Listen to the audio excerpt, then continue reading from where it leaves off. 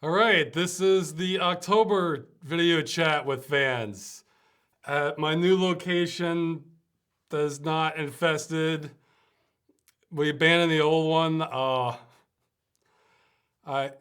It's funny. As we were leaving, my landlord, we were showing him place, showing him all the cracks. He's like, "Oh well, maybe that's the building, maybe that's the building." And then I show him another one. It's like, "Okay, yeah, that could be pretty serious." And then it just says it just completely calmly. So, uh, yeah, I'm out every day leading up to it and before then has been like a mild crisis. Like, as of right now, I have such amenities as a refrigerator, a bed. Well, yeah, now I have internet, but a room I can use the computer. It was just like one thing after another, and then just more things would come up. It's still not all done yet, but okay. Let me get to announcements. The Halloween videos are coming.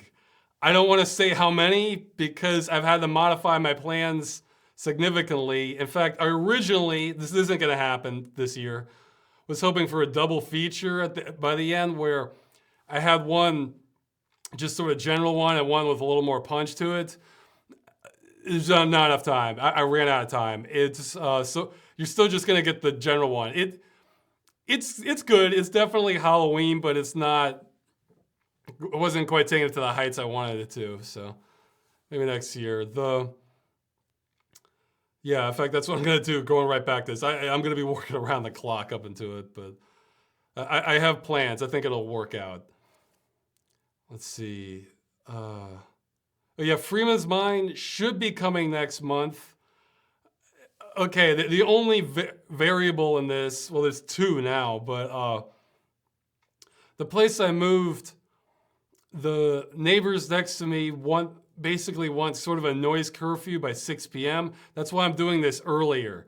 So I mean 6 p.m. my time. So they said to go ahead and try it if it's past that. So my original plan was to kind of let this go a little bit past 6 and then see if they say anything. I may not even have time for that. I may just have to get back to the videos. We'll see how it goes. So this may impact things in the future a little bit where, I mean, like for streams, I may not be able to do them at the time everybody wants them to. I was actually thinking for November of maybe doing a play session with fans, but I don't know now. It's too hard for me to predict. But yeah, the other problem is I thought I talked to all the neighbors and that's all I had to deal with. But then I found out the neighbors above us were vacationing, have just recently come back. So hopefully that's not a problem for them. I'll just try to work around this the best I can. I mean, I really have to juggle the hours now, so it's going to slow things down. The other thing is there's some sort of problem with the heating pipe that's like in the walls, and it's affecting a drip into the basement where we are that we found out about, and they're going to have to like drill into the wall. I don't know how long that's going to take or what kind of. Well, I'm sure it's going to make noise or anything. So. If that's going the same time I'm ready to record Freeman's Mine, then that's an issue. But I think we'll have Freeman's Mine coming in for November. It's originally I wanted to do it as soon as I got here, but now it's happening in the middle of Halloween crunch. So, oh yeah, and because I'm doing this towards the end of October, I'll probably push ahead the video chat for November like a few weeks. I normally do this at the beginning of the month. So, let's see. What the website has sort of launched, sort of. It's not complete at all. It's boy, I talk about Ross time with the videos. It's much better than how the website time's been going. Because I mean, okay, to put in full complete honesty, I've been trying, just kind of like, hey, let's do this, connect people, and then like I'll get busy, have to work for a while, go back. It's like, hey, how's progress going? I've been trying to get the website going for 2 years. And now it's finally doing something. It's still not completely fine-tuned the way I want it, but it'll just have to do till after Halloween. I'll mention more on it later. So it's kind of like early access website right now. It's going to pave the way to cooler stuff coming from the site. Let's see. Yeah. I put in the notes I haven't had any free time at all. So, yeah, I've gotten like a lot of good emails, but I haven't had time to reply to much of anything. That'll happen more in November. In fact, because I'm working right up to the, I'm really hoping to have most of Halloween free, but it may not happen. I may just have sort of a late Halloween for myself because I've been so busy and haven't had time for everything. I'm sort of keeping a list of things that I want to do, like some videos I want to watch or something afterwards. So I may have a personal late Halloween. Let's see. Oh yeah, the noise proofing is not complete here. I mean, I've done, here, I'll show this. I've kind of put up some stuff to sort of dampen it, which has definitely helped. I'm gonna have to put like a curtain or something in the back and maybe something else. The acoustics are not as good as my previous apartment, but they are definitely better than some of the apartments I looked at, which were horrendous. You know, in fact, this whole apartment is a mix of like good and kind of off things. The analogy I make is like, let's say you need gloves because your hands are cold, and your options are a pair of socks, a mouse trap, and an empty motor oil can. So we went with the socks, and like that's kind of how it's been. Let's see. But yeah, if you have advice, then maybe, I mean, I had to build I originally was gonna have hooks that the landlord said was okay to put into the top plaster. It wasn't deep enough because it runs up against like the foundation. I can't drill into that. And so one of those came out, so I had to start with a plan B. Right now, this is all suspended, like the curtains, by a PVC pipe stand I built. And it will hold, but it's kind of like a Jenga game, you know?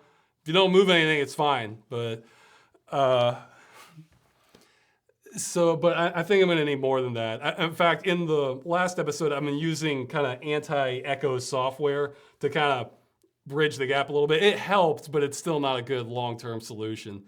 So if you see this room, it's longer than it is wide.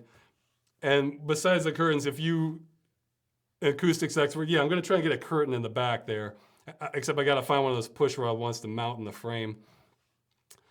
But yeah, if you see obvious issues, I've been trying to break it up with furniture and stuff and hanging the blankets and things like that. But if you know of obvious things, other things I should be doing to cut down on the echo, like maybe I need to do something with the ceiling, I don't know. You're welcome to let me know. You know, emails rosswscott@gmail.com. Let's see. What else? That's okay. Oh yeah, the other thing is just real minor. Right now, again, I'm more aware of this since I moved. You know, I have a bunch of like external hard drives just lying around, and you know, over 99% of the time they're never powered on. They're just long-term storage I occasionally need to access and things I want to back up. And I just put them in the hard drive docks. But the thing is, I have so many of these because in addition to multiple drives, it's all redundant. So, I mean, for the stuff I care about. So if one drive dies, I have the other. I'm trying to think, is there a way to like hook this up so I could have these all just in one spot and just hit a button when I want certain ones powered on? I mean, I've heard someone suggest a NAS, but it seems like kind of overkill and then that's more power I'm using to just coordinate all that. Because again, it's just powered off the vast majority of the time. Yeah, somebody's saying a giant base system. Maybe. I've looked into this stuff before, but I basically just needed to connect, I don't need a million USB connections, or if I have them, they need to come in to just one or two to go to the main system and just be able to hit like a button or two to power which drives, because I never need more than like two powered on at a time. So yeah, if anybody has any ideas about that, I've been sort of brainstorming it, so.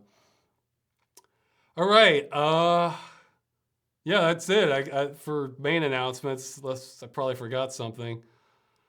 Yeah, okay, so I'll answer questions.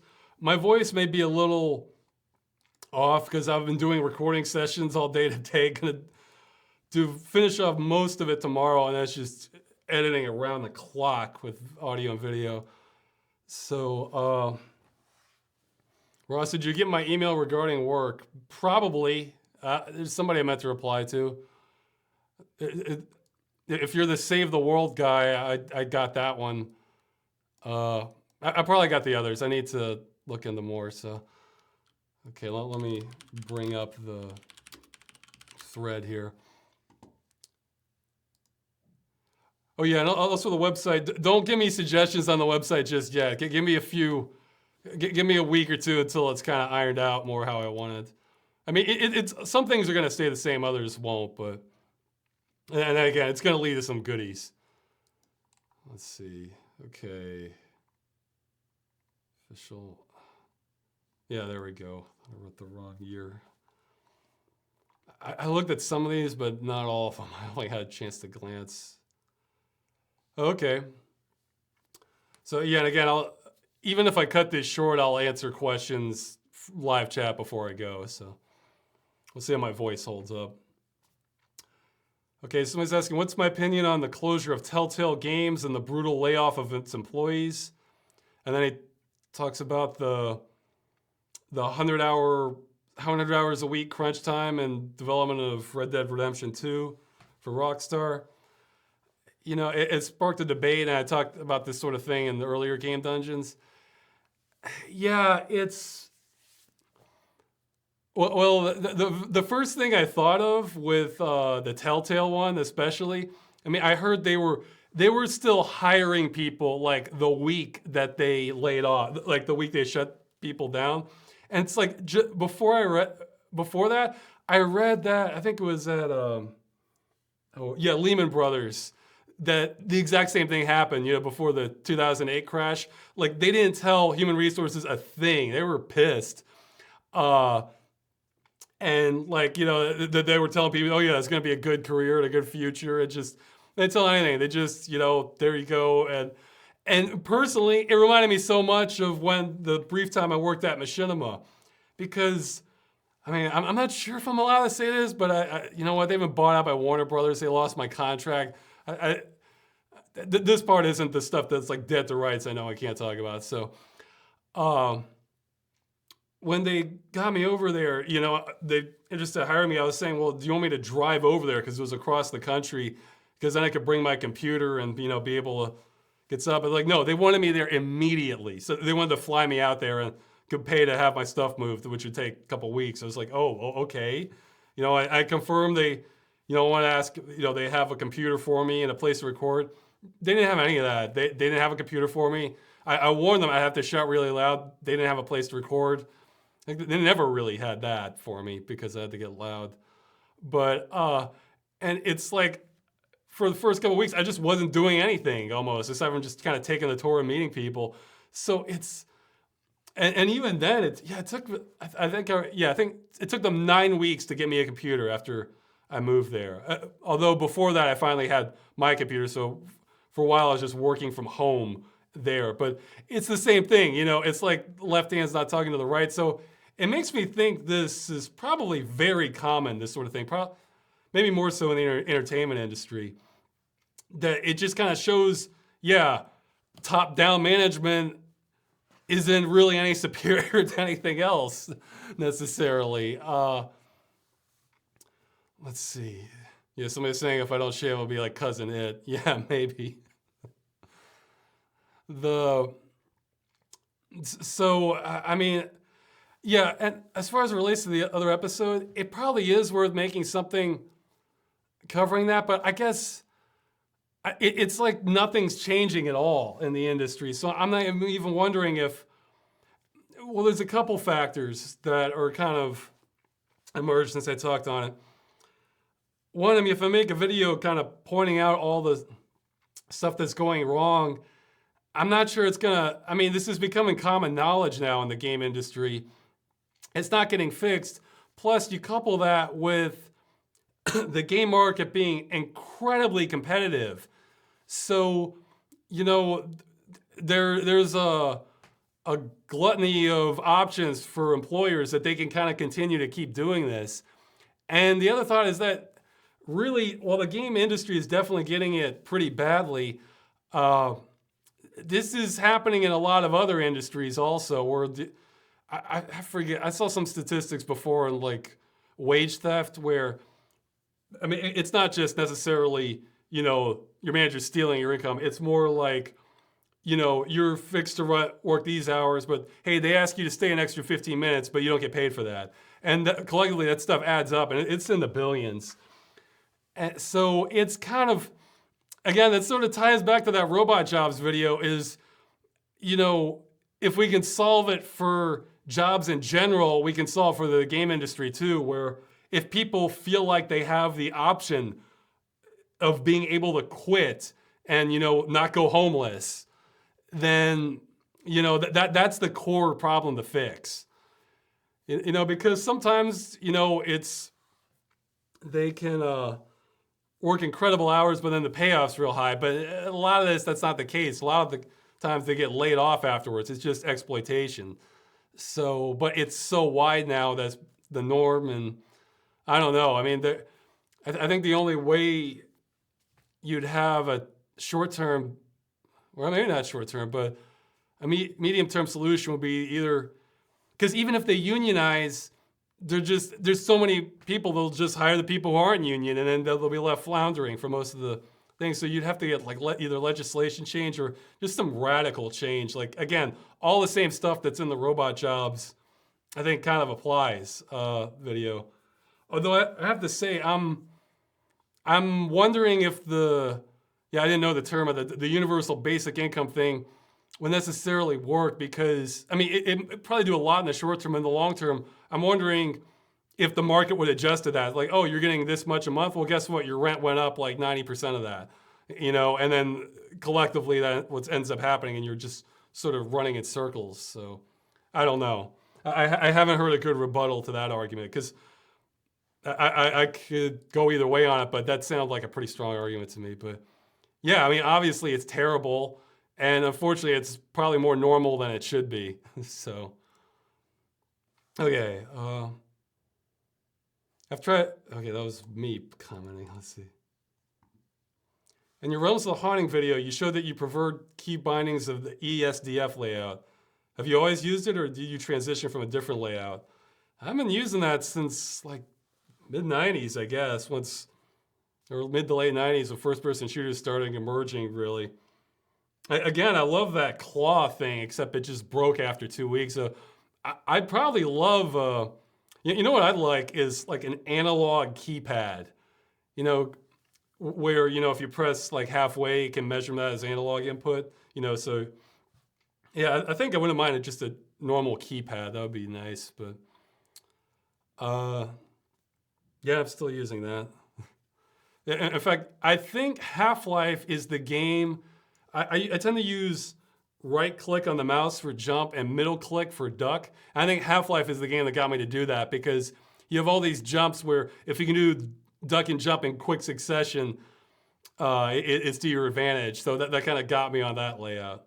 So I don't use the space bar for jump in most games like most people. So that might be why I jump a whole lot in first-person shooters.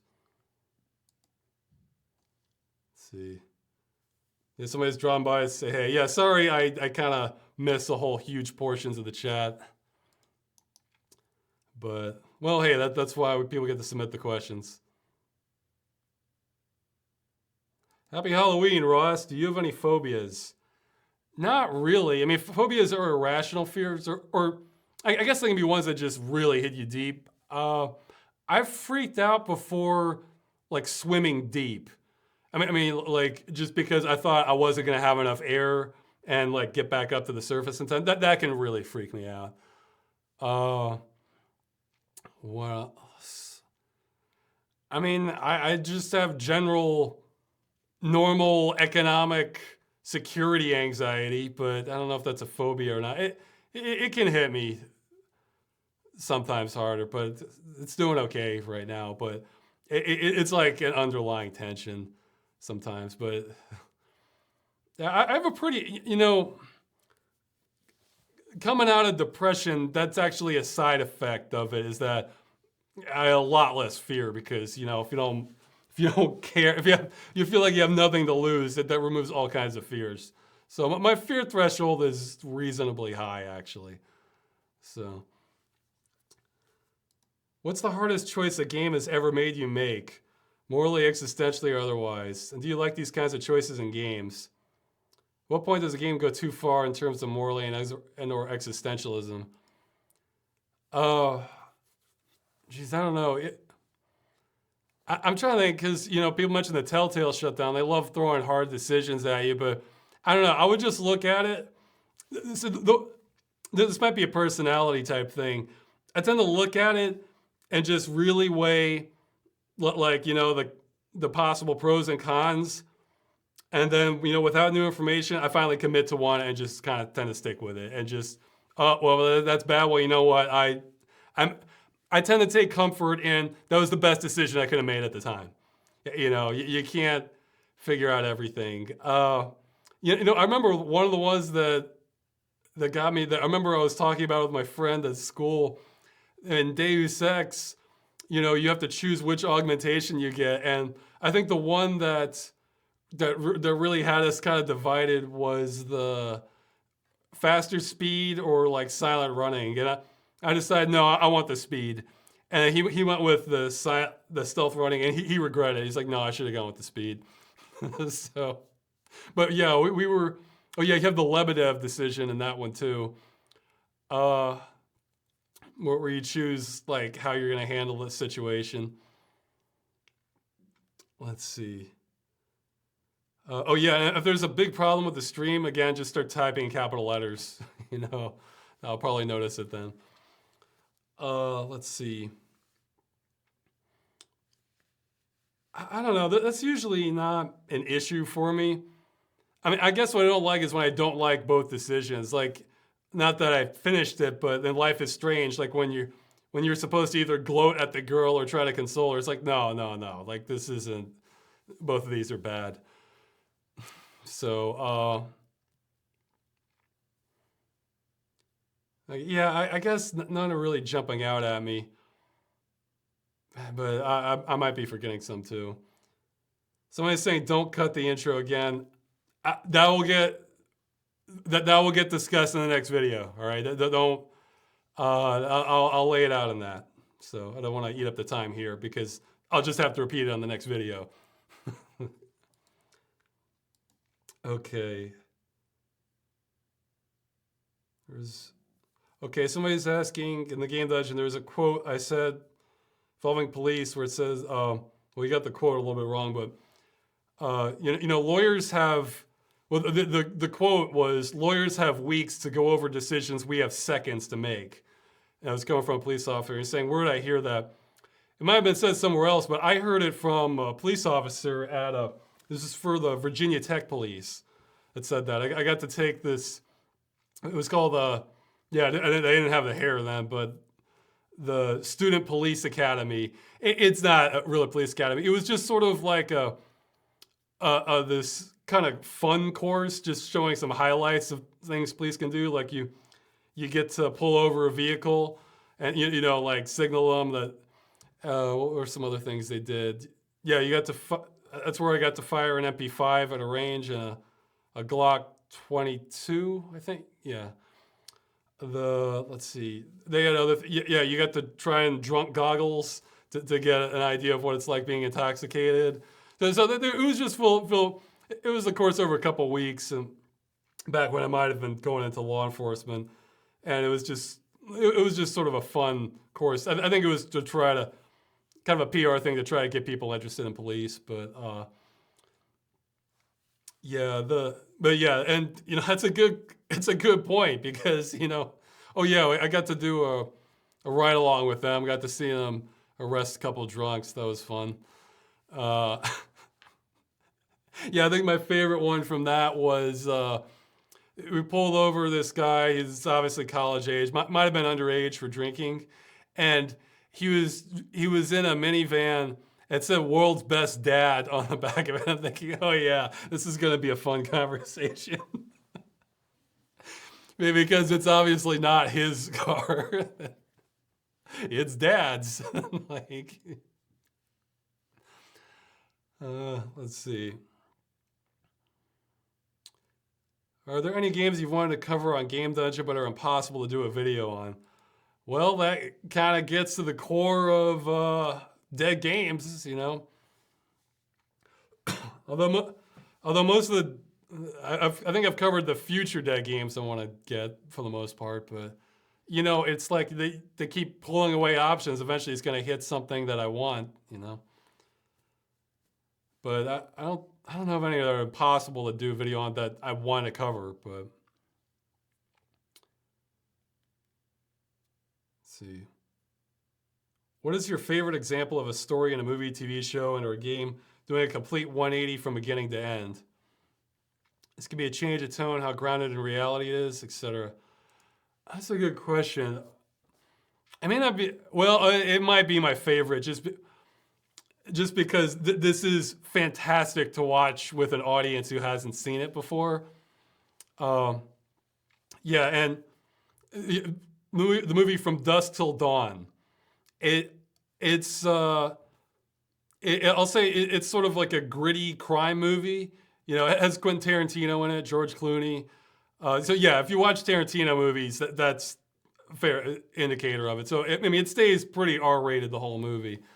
But I don't want to say anything about it. If you haven't seen it, don't look up any description of it. Just like if you want like a crime movie, or just kind of violent action sort of thing, go ahead and watch it. And don't look up a word. Try not to even look at the movie posters. They changed it. That is a great movie to go in blind on. And you'll have an interesting experience. But, there's plot twists, but that one is just well, you see, I don't want to say it. I'll just say things change. But yeah, I like ones where you see it's not a movie. Well, no, a game. One of the games I wanted to cover this Halloween does that, but it's just not going to have the time for it. Hopefully next year. I'll say one that wasn't my favorite, but I was wishing it would have been done better is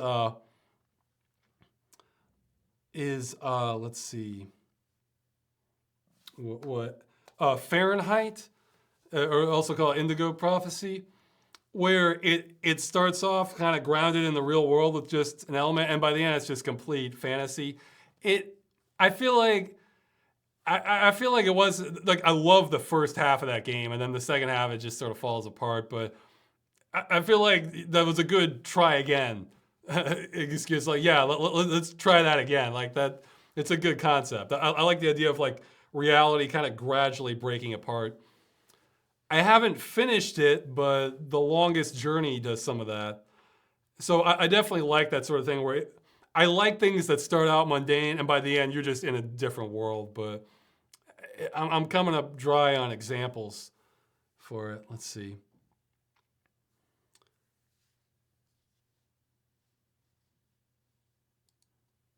Somebody's saying it's a futile effort for everybody knows what Dusk Till Dawn is. Not necessarily. There'll be a few people who haven't seen it. I got somebody who hadn't seen it. They were surprised. So.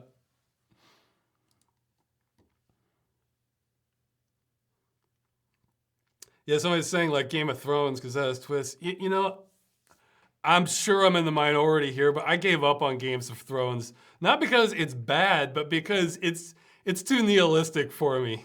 Like, I don't mind like brutal or intense, but nihilism, that's something different for me.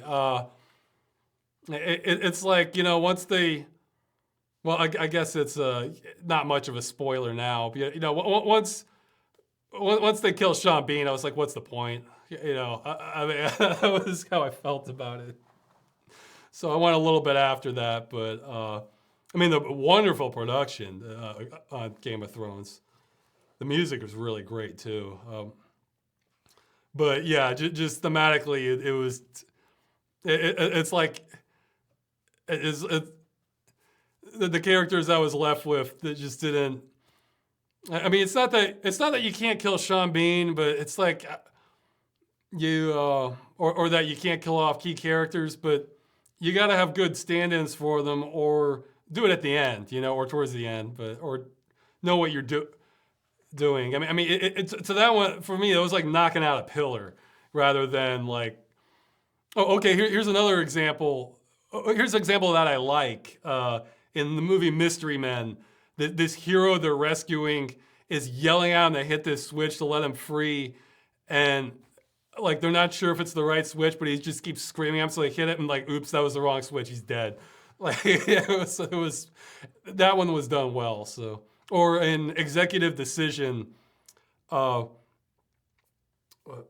Steven Seagal's in that, and they just kill him off within like the first 5-10 minutes in a very like kind of over the top way. So it's like, oh, surprise. So it's not that you can't kill off characters, but you know that would be like if you killed off Harrison Ford in that movie halfway. It's like, well, why are we still watching then? You know, it depends on the role. It depends on the role that they have. I mean, obviously they're following the book, so they have to do that. But okay, let's see. Have you heard of full contact haunted house attractions? Those Blackout or McCamey Manor? No, I haven't. Saying, would you consider experiencing them? Sure. Although, you know, that question reminds me of a movie I saw. I can't remember the name of it. I'll probably recognize it. Maybe somebody in the chat will know. The plot is, it's these thrill seekers who are going to, it was kind of like the documentary kind of found footage kind of thing where they're going to haunted houses, but it's all too tame for them. And they're trying to like hunt down like this real, like the most intense stuff they can find. And it's kind of, they kind of have a few false starts and then maybe they get onto something that's going to like really kind of scare them. So yeah, that movie's not too bad. And that's what I'm thinking. I'm not going to spoil how that one turns out. Maybe somebody will remember the name of it if you've seen it. It's not the most common movie out there, but let's see. Okay. So I'm saying Hollywood has fallen too low. I no longer watch movies, only anime. Well, anime is something else, but I am interested in watching the Castlevania anime. I do want to see that because I like Castlevania. Let's see. In general, though, I'm not really into anime. But I agree. You kind of have to, if you want a good movie, you got to sift through a lot these days. I'll give you that. Russ is saying, does it have a vampire and a werewolf in it? Not that movie I'm thinking of. No, this is like contemporary setting. Not fantasy.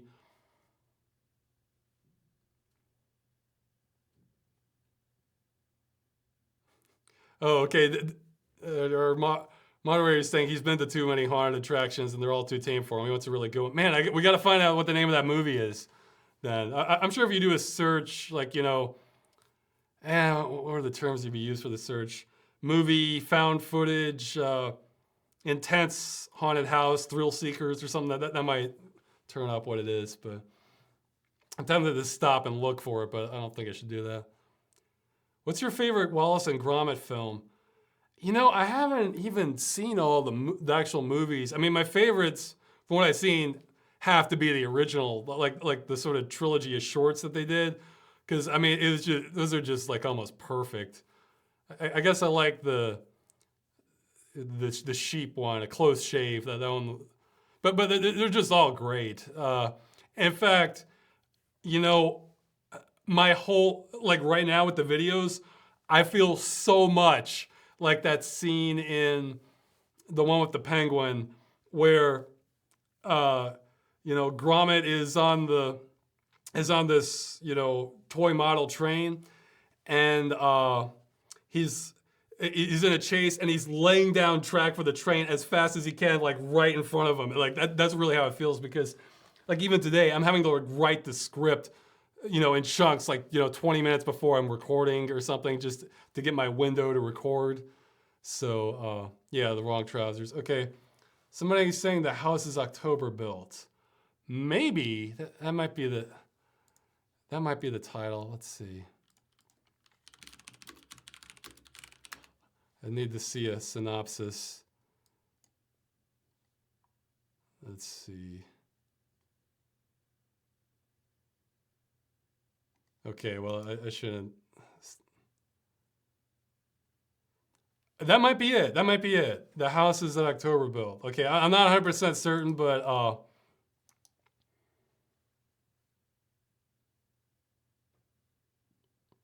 yeah, that's it. That's it. I read the ending of the plot. Yeah, they spoil the whole plot on Wikipedia, so don't read that. Okay, yeah. So yeah, maybe Daniel, maybe you should watch that if you're looking for the ultimate like local haunted house experience. All right, let's see. Lost my place. How far up? But yeah, with the other Wallace and Gromit films, I like Curse of the Were Rabbit, but it's like the movies tend to have more like stupid stuff in them, where you kind of feel like Hollywood has kind of gotten their hands in the middle of it, whereas just the original ones just feel pure, exactly what it should be. So, let's see. And somebody's asking in the chat if I like. Well, I should keep focused, but thanks to everyone who likes the videos. There's more coming, Let's see. How far up on the list of your PTSD triggers has mole moved? I bet it's at number 1. Well, first off, just a disclaimer: I don't have actual PTSD, so I'm not trying to compare it to like somebody who's, been in combat or had been tortured or had been assault or something like that. But the mold actually, it's there a little bit because, like in our new bathroom here, when we were moving stuff in, I spotted some white spots on the floor, and I was thinking, oh no, the ceiling here is flaking too. It's like it's happening all over again. And it wasn't. It was just some styrofoam chunks we had left over from packing materials. Oh, you have a washer now. And a dryer, so that's gonna help everything. So that got me for half a second, seeing the white chunks in the bathroom, because so often those would be just white chunks of plaster coming from the ceiling because the mold is eating it away. But it's not actually that high because we never had like serious health problems from the mold. Like, even though it looked awful in the bathroom, where it was bad was in my old room, and I evacuated that after a day or two. So it sort of remained quarantined. Top of PTSD stuff, Machinima certainly got me for a while because, there would be no Freeman's Mind. There might not even be Game Dungeon if that had gone differently, I can say. And that was just stressing me out to no end.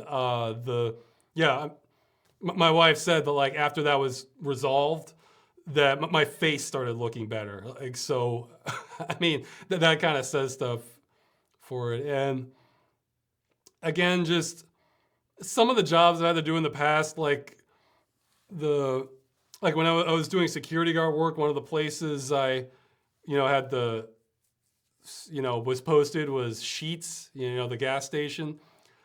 And sometimes when I would be driving by, I would just get like this flashback. It would just be like, no, Ross, you're gonna have to go back and work that again. And it would just sort of haunt me, even though I know that's not, even though I know they're not gonna drag me back there. And just general economic. There have been times in the past where I was this is before I even did the videos. Where I was uncertain if I was going to be able to pay rent in a few months, and that just was like a brick around me. So it's, if I have economic stuff solved, I can handle all kinds of things. So let's see. What games can you say were the strongest in regards to shattering your expectations? Well, we have one coming up in future video real soon. Let's see. What's another one that shattered my expectations? Because, well, let's see.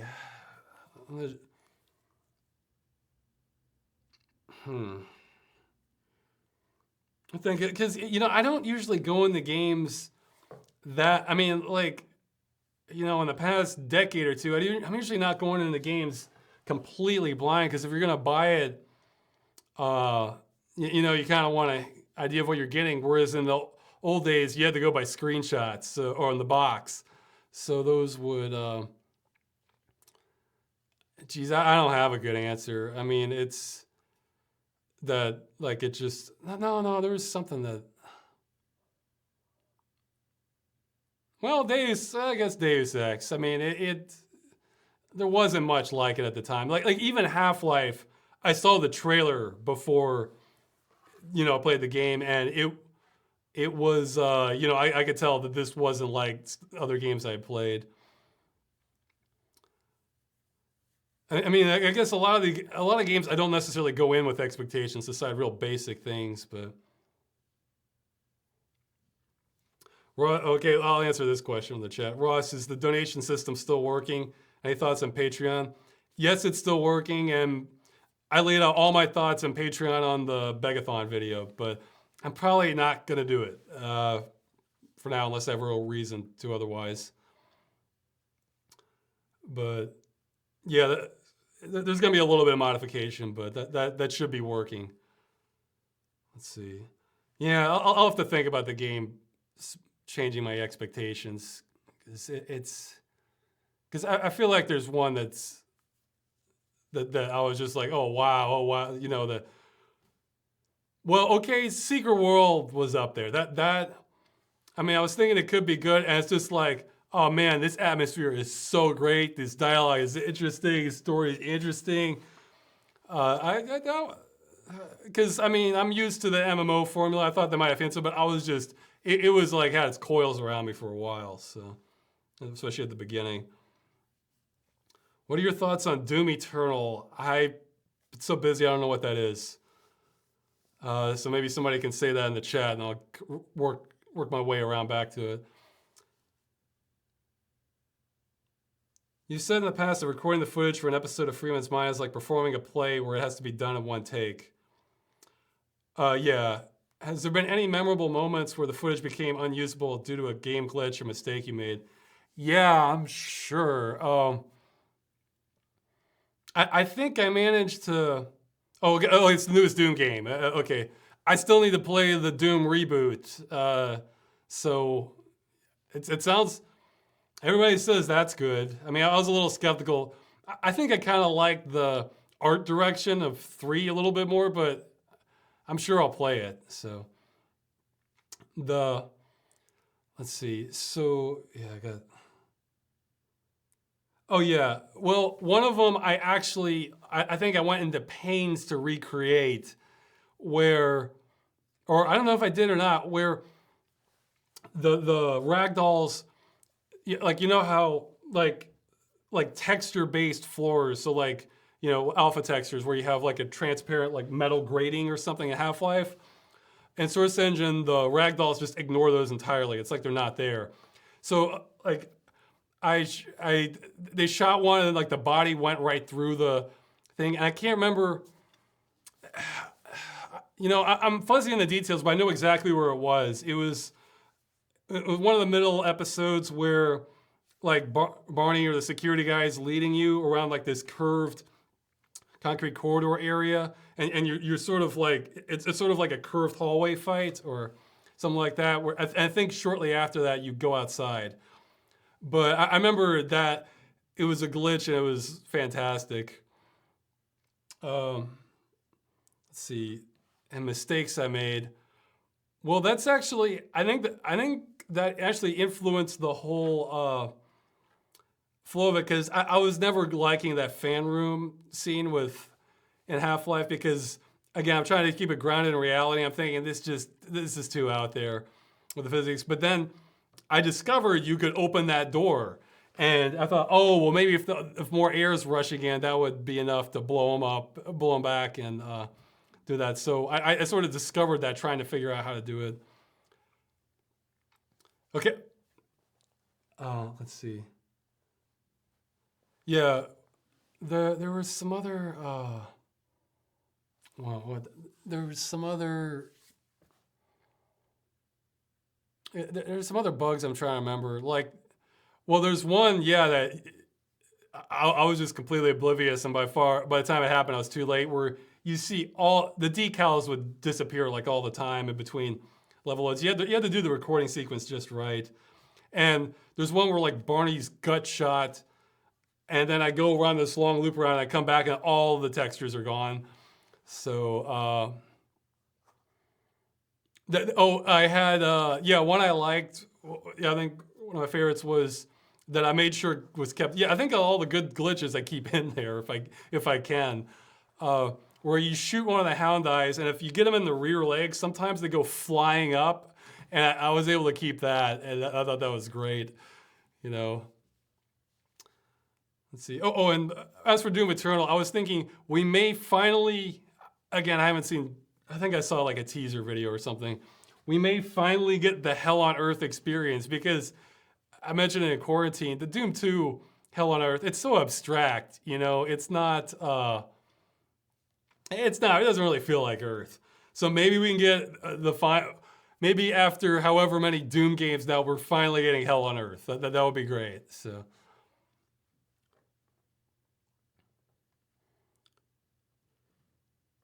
Who are some of your favorite stand-up comedians? Have you ever considered doing stand-up? No, I wouldn't be good. See, that's why Freeman's Mind would have been done years ago if I was good enough at improv for stand-up or just off the cuff. As for stand-up comedians, I really don't watch that many. I occasionally see random clips, but that's about it. I don't know. I kind of prefer, comedies like where has a story, you can arrange the scenes and everything. It's not that they're bad, it's just those don't grab me as much.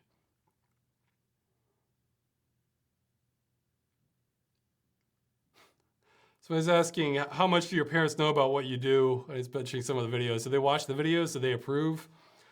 Yeah, they definitely watch some of them. I try to steer them away from some of them because my mom can be pretty sensitive about this sort of stuff. It depends.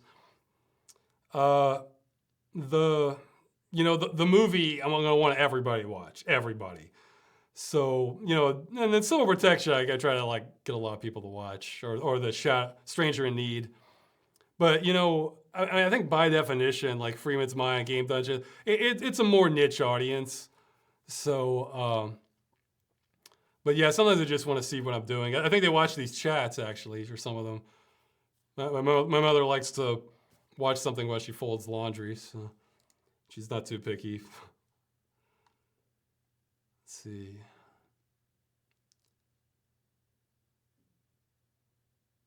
Okay, somebody's asking if I have irrational fears. Yeah, okay, again, they're very, I'll say this, I might get ridiculed to, ridiculed to hell and back for it, but I'll say it, if irrational fears. I still tend to be skeptical about wireless stuff. I mean, I'm just wondering, if you look at people who are live real near power lines, the cancer rates tend to be higher, or with cell phones, I think there's sometimes there's the evidence isn't. It sometimes looks like it can go either way. I mean, I'm sure the body can handle a lot of it. I mean, I'm probably being bombarded right now, but it's just, I try to have a minimum of all wireless things. So you could call that an irrational fear, I guess. I mean, it's not extreme or anything, but I just like to minimize wireless. I'll take wired everything. Let's see. Do I have any other irrational fears? Because irrational, it's like the evidence doesn't support it. Let's see. What are some other? I don't know. I can't think of too many. Yeah. I don't know. I'm coming up dry. The others usually have evidence supporting them. Okay, let's see. Have you ever gone to a medieval or Renaissance fair? If not, under what conditions would you think about going? I think I went to one as a kid, parents were visiting something, but it was kind of blurry in my head. I went to a Renaissance wedding a friend I knew from high school was having one like that. So yeah, that was kind of interesting. I went with another friend of mine, except we were running late. That that was the fastest I ever drove in my life. Because we were running. I think my speedometer for my car stopped at 85, so it was at least 85. We got lucky because there was this guy in front of us on the highway who was just booking it. So it just matched his speed, hung back. Yeah, that tends to be my pattern for long distance travel is just pick the fastest person in front of you, give them a nice long lead, and to keep match their speed. And if they brake for any reason, so do you. And that has to be my approach for if you have like a lot of distance to cover or go real fast. But it was interesting. I guess sort of a low budget one. We ended up. I think I ended up getting just sort of like this cloth. So I just look sort of like a peasant, and we had this sort of. It wasn't three. I don't know what the name of it is. It's the kind of hat Robin Hood wears. Where we had one of those lying around. I think my parents' place. So we let my friend have that. It had like a feather in it, so it was close enough. And yeah, that was. My friend was disappointed there was no alcohol. I think they married kind of young. They were underage for it, but yeah, tricorn. That's probably it. So, let's see.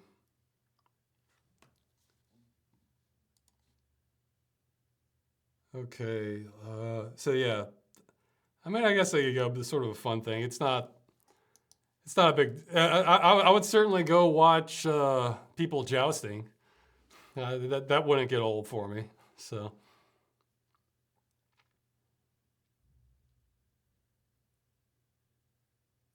Russ, what two instances? Okay, I want to cut the language just for Twitch. I have to change the standards if I do that. With regards to a gameplay mechanic or story, that did leave me in utter disbelief. Or good and bad. Well, good. I kind of liked. I mean, maybe it was naive, but I kind of liked System Shock when you finally go into the heart of things. It was so different than the rest of the game. Like close to the final level, it's like you go in this biological mass, and it just. I was like, oh wow, the rest of the game just wasn't like this at all. That kind of got me. Let's see. There's some other good. Well, I had some spoilers for it, but because I knew about the aliens in Crisis, but I remember when you were driving through, you see a mountain breaking apart like gradually, and I was thinking, oh wow, that's pretty amazing. Where's some other good ones? Like the bad ones, I've either forgotten most of them or they make their way into game dungeons, so don't worry. Yeah, there's more of that coming. of the what I look this next one. It's gonna have multiple things like that. I wasn't planned, just happened. So I adapt the script when this stuff shows. Oh yeah, like with yeah. So sometimes the bugs could make the episode better. Like in A New Beginning. That kicker at the end was not planned at all. It just happened. I was like, okay, well, I'm using this, Let's see, what are some other good ones that the gameplay mechanic. I want to say there's some others that just. I'm trying to think of other good ones that are like delight that just kind of blew me away. That I wasn't expecting at all. I've got some on the tip of my tongue, but I can't remember it, so I'll keep going. Yeah, the sticky thing in Polaris is always mentioning that was not planned. And the thing is, that's because I was using a virtual machine, so I was just using a fresh copy of Windows. So of course everything's reactivated. Okay, somebody's mentioning Unreal 1. Well, the thing is, Unreal 1 is just awesome all the way for me. I mean, as soon as you get outside, Unreal 1 is just, it just kind of keeps getting better and better. So yeah, and I don't know. I feel like Unreal is one of those that sort of grew on me later, actually. So I mean, I liked it to begin with, but then I just looked back. I was like, yeah, that was really good. Like,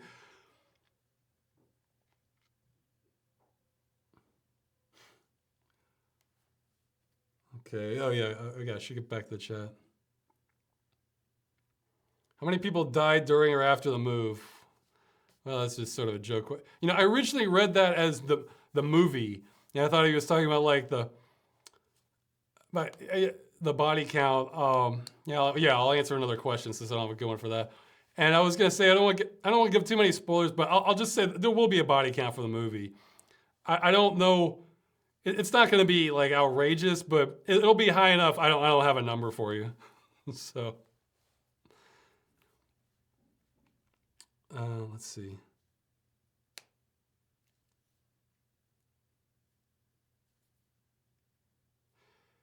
Yeah, okay, this is a good question. He's saying in the video, in the top 25 anticipated games, you said that you don't like the 70s. I'm assuming you were just referring to the dominant aesthetics or designs associated with the 70s. Yes, that's exactly what I meant. The kind of color schemes, the patterns you would see and everything, clothing. But there are other reasons you don't like it. Politics, primitive video games, music, social movements. Well, video games are real primitive then. It's... I admit I'm not really that. I'm not trying to discount them if people like them. But I'm not really that interested in games that are that old. It's like with movies, I tend not to be into silent films. Those tend to be sort of like I like having audio and story fleshed out. So that's sort of a cutoff point where like the real early stuff doesn't appeal to me as much. With music, there was some good stuff, but again, I feel like with the 80s and 90s, everything got better. You still had some good stuff, though, in the 70s. Let's see. What's going on with politics? Well, you had I guess you had a little bit of a taste of taste of things to come with the oil crisis in the 70s. Under it was Carter, I think that happened under. So yeah, I wouldn't have liked that experiencing it, but for everybody who thinks that like what I'm saying is just complete nonsense and fantasy about like concerns about oil. See that's the difference. The crunch in the oil crunch in the 70s, that was political. So we were able to resolve it by kind of diplomacy and working it out.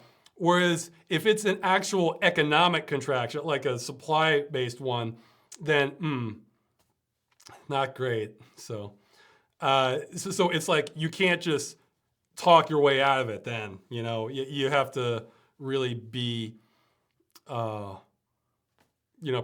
You have to really be prepared for it. Ahead of time to have anything resembling a smooth transition out of it. But yeah, no.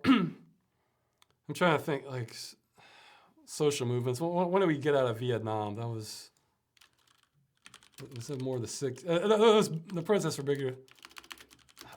Yeah, I'm terrible with dates. When did Vietnam end? Okay, no, that ended in the 70s, so that would have still been going on then. So, well, it's good that we were pushing back against it, but I should keep moving. Let's see. Oh no, this question. Ross, we know you're a pretty busy guy. Tell us how you managed your time between working on the movies, working on the videos, consuming entertainment, going out for groceries, and whatever else. Lately, I'm not. I've had to sacrifice just all sorts of stuff to make. Like, my biggest sacrifice lately, which as soon as the Halloween video is done, I'm going to try to overcompensate for it, is exercise. I haven't been getting as much as I want to lately. Normally, I'm trying to get. Normally, I almost never compromise that unless I'm really trying to make a video deadline, because it's not good for my health or just how I think in general. The bottom line is I don't have a good answer, and this question right here haunts me more than haunts me tremendously. I it's motivating me to really get serious about trying to delegate some more stuff in future videos. I may have a plan for how I could sort of roll it out gradually, because the thing is, I mean, I'm getting some of that, like with in the last episode, that flashlight clip. A volunteer asked me, if they can help with anything. I said, go find a clip of somebody wandering around at night with a flashlight, because that takes time for me to find. So the more things I can plug in like that, the better. Eventually, I may have to just cave and let somebody do the majority of the editing. But it's like a real gradual process to get it right. Otherwise, it'll have a different feel. It won't come out as well, maybe, or like to my standards. So I have to do that with more kind of videos that don't have time pressure, and that if something goes wrong, it's not a big deal to try again with something else. Whereas with Game Dungeon, I feel like it could suffer too much until I find like the right person, we get the right workflow and everything. So I think that's my only way out of this. And I keep trying to, well, hey, the website was on that list too. It's finally happening to some degree. It should look less like garbage on mobile now, but it's going to get tweaked a little bit more. But yeah, I don't have a good answer. Basically everything, my life has felt like it's in a state of triage for just years at this point. In the last day game news, I'm not happy about it. I didn't have time to play any of WildStar or Just Survive after that. It just got too busy. And now, WildStar, I forget when WildStar shuts down. Just Survive is dead, I know. I kept thinking, oh man, I got to at least take an hour to look at this, and the time wasn't there. Because leading up to the move, the past 2 days prior to the move, I thought I gave myself extra time. Then more things came up. I was packing and cleaning things up and everything for basically 48 hours straight with a 4-hour nap or sleep in between the two. And it was just, I was just ruined doing that move. Like, because my wife started not feeling well, so that means I had to kind of do like what she was going to do also, and just it kind of continued that way for the first couple weeks here. And oh man, because I'm doing like getting food, cleaning stuff, putting things away, again, getting things working. And then when I have to go out, that sucks because of transportation. So it's slowly coming together. So I kind of want to break a little bit after Halloween. But don't worry, Freeman's Mile will still come. But I'll figure out a way out of this. But okay. In fact, I probably should have put off this chat, but I felt like there's been real blackout of communication lately, and I kind of wanted to get in. If things had gone according to plan, I was hoping to even have like a sort of a fun Halloween stream, but I really don't think it's going to happen now. Let's see. Okay, somebody wants to hear my opinion on capture cards. I haven't used them. I think I don't know. I try to get the color accuracy as good as I can, or have like the lowest compression that I can. Somebody's mentioning OBS. I've had issues with OBS for like the smoothness, but maybe that's been ironed out since I last tried it, or it's been resolved. Let's see. Okay, more people saying that they like the content. Thank you. Just again, I sort of spaced out and looked back at the chat a bit. Let's see. But yeah, I don't really have much of an opinion on those. They wouldn't necessarily work for some of the stuff I record, because that is an advantage of old games sometimes, is I can just record like a DOS game, 320 by 200, get a whole lot of footage like that, edit it, kind of zoomed in, and then at the end do the scaling and swap it out for the big higher quality version. and it barely takes any space. But maybe if you want some time, well, I'd have to have a hardware. Well, I can maybe do it with shadow play because it probably the quality is probably pretty similar. I could do a comparison showing you why I use some of the techniques I do as sort of a bonus video sometime, maybe. Because you can see the difference in some scenarios. I think ones where capture cards probably don't do as good a job are things where there's lots of reds or maybe like neon green colors. Like compare recording that with lossless RGB, uploading that to YouTube, and then with the capture card uploading, capture card and seeing how that compares. Okay, let's see. Okay, this person's asking about the Halloween safety civil protection episode. He's asking me to explain things I don't want to explain. Because some things I want the audience to have like their own interpretation of it. So, yeah, you know, I don't want to spoil too much. If it's other things where it's just I made a mistake or how did you do that, I don't mind talking about that. But I've sort of fallen into that trap a little bit with Freeman's Mind too. It's like there's some stuff I just want to keep in the dark. Sorry. With the process, I don't mind talking about that. But if it's, I feel like I don't want to take too much of the sort of the movie magic away from it, you know.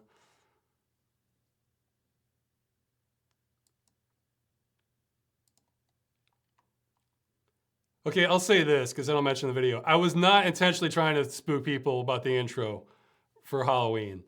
I just thought it was getting kind of redundant, but I'll talk about that in the next episode. Don't worry.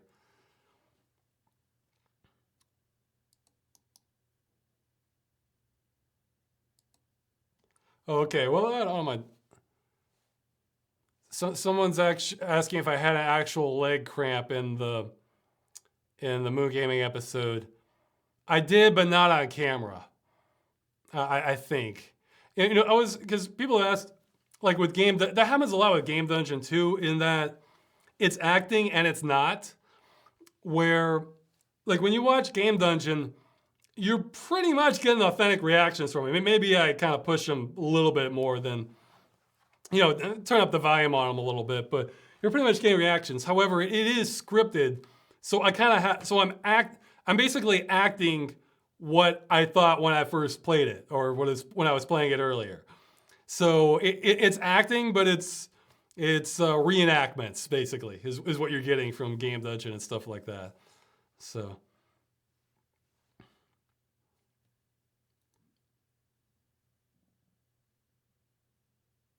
From the first episode to the last of Freeman's Mind, how much changed in how you did things in terms of production and the environment around you? Surprisingly little, because it's still the source engine. And I'm still not a master of improv. Yeah, let's see. And the format of the show hasn't changed.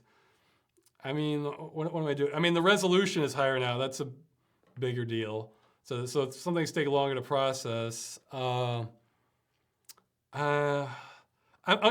Freeman's Mind too, I'm getting some more help.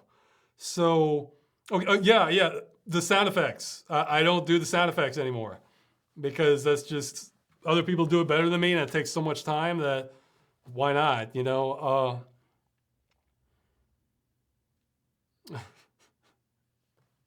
Okay, somebody's saying they didn't see my wife's tweet. I don't even see her tweets sometimes, but I know this one. She got very upset at IKEA because, again, I wanted to help her and put together this Virtual 4, but I was so busy that she just called me in for like strength related stuff.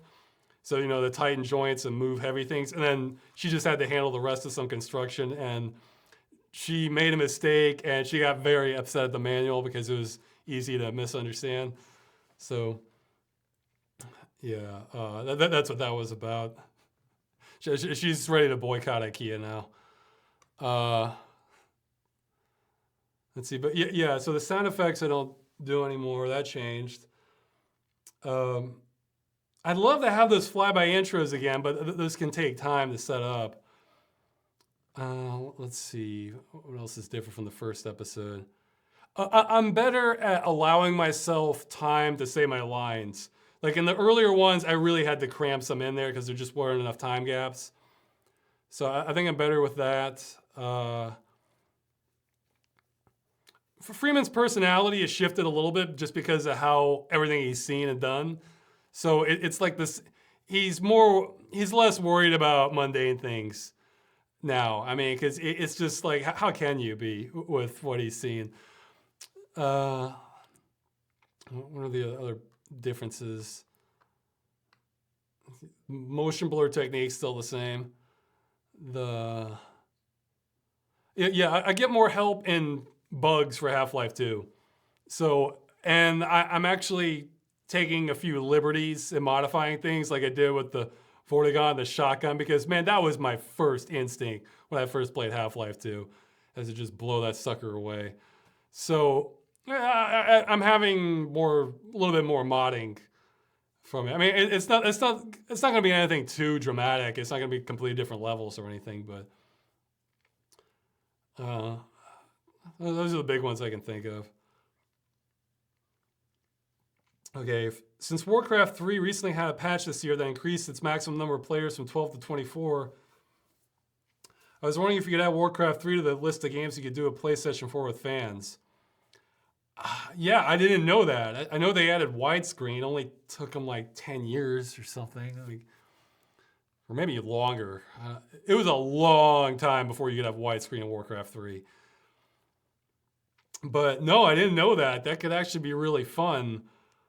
Although with Warcraft 3, you have the problem that if I'm streaming that's gonna completely compromise me. See, I tend to prefer big team games in Warcraft 3 because that game has so much micromanagement that it's a little too overwhelming for me. Whereas if you're in a team game, you can specialize. Like one person does melee, another person does anti-air, another person does casters, that sort of thing. So it can flow a lot better for me. But man, if I'm streaming, even with a delay, people still know where your base is. They know roughly what kind of units you had, where your expansions are, what kind of units they had like a few minutes ago. I mean, I guess we could try the honor system, see how that goes, where people playing don't watch the stream. But I don't know. I'm up for the idea, or maybe we could have, if they adapt it. One mod I liked a lot for Warcraft 3 was Footman Frenzy, and that one it wouldn't matter if people can see what you're doing. That was just that. That might even challenge us. Well, I think it's single core. I think that one would challenge CPUs even today, so if you double the count. So, yeah, maybe if Footman Frenzy goes 24 players, yeah, I think we have to try that sometime. That'll be a good CPU workout. So I was asking how I feel about the latest actions of the Polish government. I haven't even been following them, man. I hear they're. I think I talked about that in the last episode, actually, from what I did hear. So I don't know what's going. In fact, part of my sort of routine sometimes on more sane days is I'll sometimes follow a game or sometimes tech news. I haven't even been following it. I just made a note of the date because I've been too busy. And then after all this crunch is over, I'm going to go through and just sort of gradually catch up on some news, some things. So I don't even know what's been happening. In fact, that was kind of fun while we were in the internet blackout. It's like, I had no idea what's happening. A war could have started. I wouldn't know, So, let's see. But yeah, even the team games might still be fun. We could do that, and people would know ahead of time. If you're on my team, it's going to be hard mode because everybody's going to know what we're doing. So, or maybe we get maybe we get 2 extra players or something. But that could be ugly because if it's free for all, that everybody comes against us. So, I don't know. It could still be fun. But yeah, Warcraft 3 could be a lot of fun with team games. As a person that has lived in Europe and the U.S., what advice would you offer to Europeans planning to move to the U.S.? Well, let's see. Like, make sure you have a stable source of income. Yeah, make sure you have extra income, because if it's anything like immigrating to any country, you tend to need it like all of a sudden for like fees or, finding a place or things like that. Yeah, get health insurance and make sure. Yeah, some of your as I talk to some Europeans here, they were surprised it works like this. Make sure your health insurance covers you, because if you're gonna make a game analogy, like let's say you get an item that gives you, like 70% elemental protection, mitigates the damage. And then you find out later, oh, this does not prevent against being chilled or shocked, and does not protect against critical hits. It's like, see, the insurance policy is this giant game in USA. So it's like, even if you have insurance, you may still not be covered at all for depending what happens to you. So that's one thing. Yeah, figure out the taxes. When I showed, when my wife saw me doing taxes originally here, which is my girlfriend then, but she thought it was like a parody. Like I was just joking around, showing how complicated it was. Like it was a spoof or something. Like, no, these are my actual taxes. Like she couldn't believe it. Let's see. What were some other things? Make sure you figure out a way to get around, because, I mean, I guess if you have a car, it should be all right. But I can get around town, have trams here. It's kind of rare where you have that, depending where you live in USA, or buses won't have nearly the regularity that they do here. Let's see.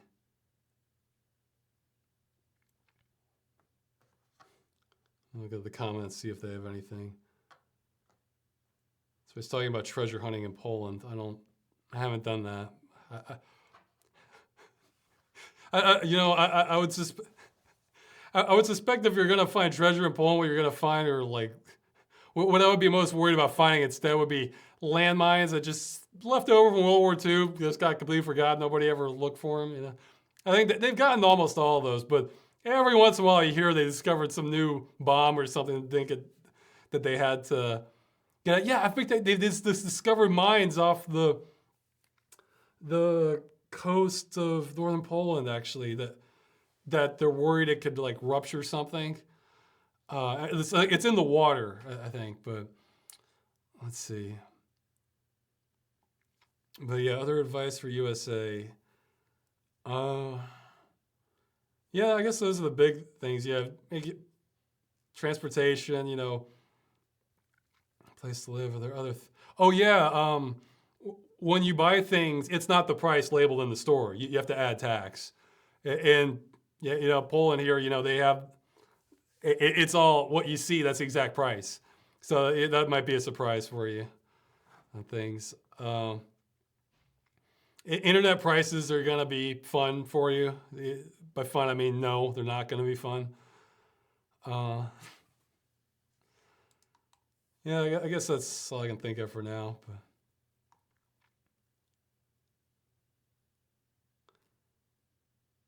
Okay, in September video chat, you mentioned that tutorials should be optional.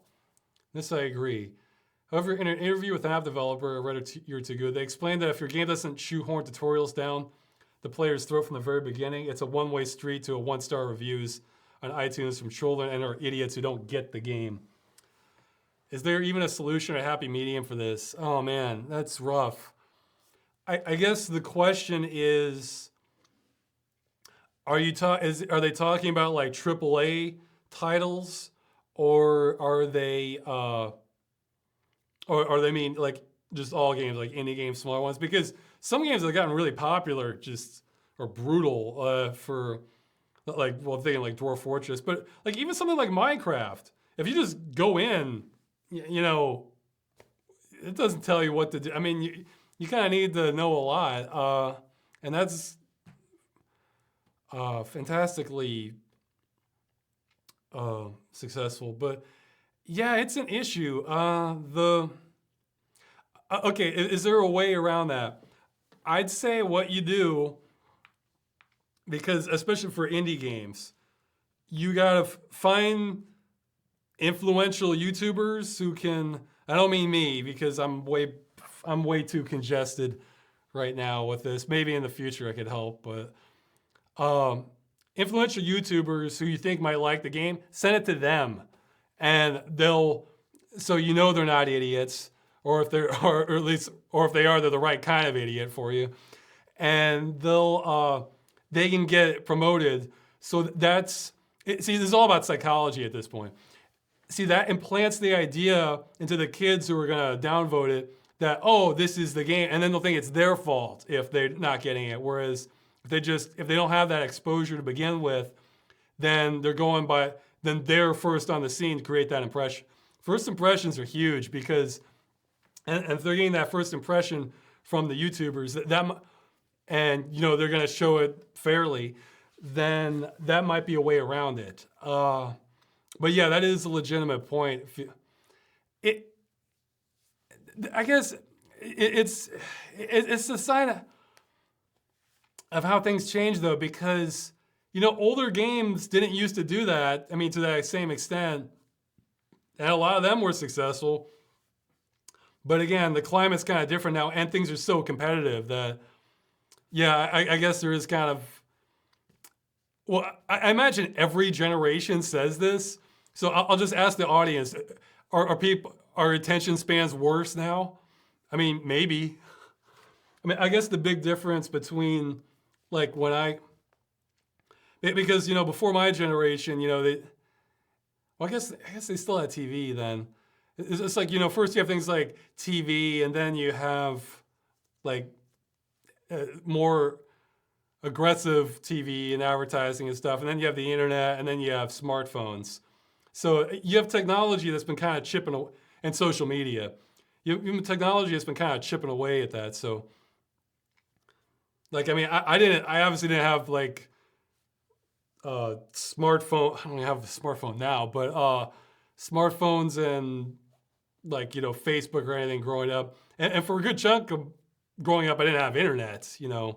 So that probably leads to me having a better attention span. But yeah, somebody's saying TV started in the 50s.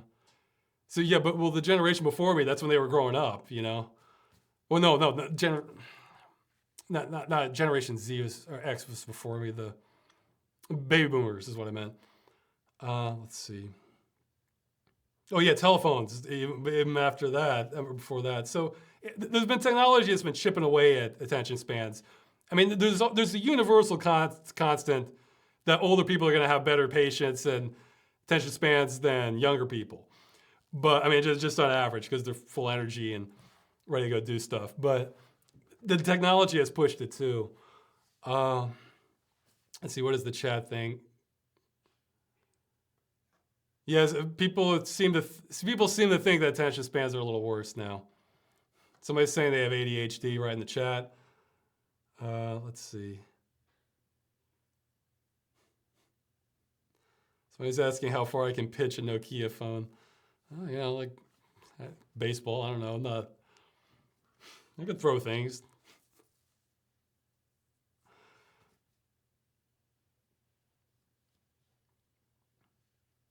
Yeah, well, okay, somebody's saying old games taught you the rules through gameplay. You learn how far Mario could jump, would see how enemies behave, what hazards are. What? Yeah, they did, but at the same, Commodore 64 is an outlier. Anything could happen there. But like, let's say Nintendo games, I feel like those could have done better too, because sometimes they'd just be brutal, so it's like, even if you know what to do or you think you do, you're still getting hammered. But there was no alternative. See, now you have to compete against the alternatives. Yeah, it's not an easy question. I think it comes down totally to psychology. I guess another way you could do it is make the player feel like, keep the tutorial optional, but put some seeds in there to make the player feel like they're missing out on something if they don't take the tutorial. Like you'd have a character say, "Oh, you're skipping training, really? Like that's what you're gonna do? Okay, fine, we'll do it. Let's see how you do, hotshot." Like how the character is saying that, like to you as you're playing it. You know, and so to make you think like, oh wait, am I making the right? This something to cause some doubt. Like maybe I should do the tutorial, because some games the tutorial, like, yeah, some games need more on a tutorial, but like I'm eventually gonna play through more of it. But I remember Anno 2070. I still need to finish that. Like I wanna, it's like I feel like if I drop it, I gotta relearn things, but.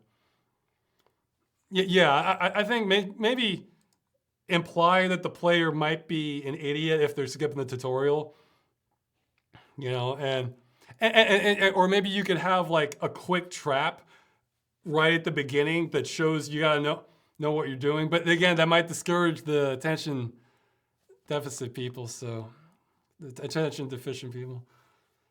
So yeah, I guess those are all the ideas I have. So. Will Freeman remember Barney eventually? I covered that in a previous video chat. The answer is, who is Barney in Half-Life 1? Which guy? Where does Freeman himself in the game, not in some text file, in the game refer to Barney? I feel like Valve doesn't have enough storytelling chops in Half-Life to earn the right to just throw in all these retroactive characters. So I'm treating it as though they established the roots in Half-Life, and you know we'll work with new characters, you know, like Alex, or who else is completely new in Half-Life too? Breen. No, he's not. Who else has no reference to you in Half-Life 1 that's in Half-Life 2? Alex does. I mean, you have the Vortigaunts. No, somebody saying Eli. No, Eli, they're referencing Father Grigori. Yeah, there we go. Okay, so Father Grigori, you know, we'll treat him like as we get him. You know, it doesn't. Yeah, somebody saying dog. You know, doesn't that say something about the writing though? Like that there was almost no characterization in Half-Life 1, and in Half-Life 2, we're having to stop and think about which characters were not retroactively supposed to be in Half-Life 1. You know, yeah, you know, Mossman, yeah, that one works. I mean, they can have a connection to Half-Life 1, but no, they're acting like you knew them. Like you know, you should know who they are. I mean, like if it was, I mean, Mossman's a pretty good example because Mossman's fair because she's connected to Black Mesa, but she didn't know you. So, okay, sure, that's fine. You know, referencing past events or settings, but yeah, I think that says something about the writing that, you know, that if you're gonna, it's not that you can't do callbacks to all these old characters, but these characters need to sort of earn their right in the story and everything, I feel like. So I'm not giving Valve any slack on that when I'm going through it. I feel like if they wanted to have all these characters, they should have planted that in the beginning. So otherwise, we got to have new people. So.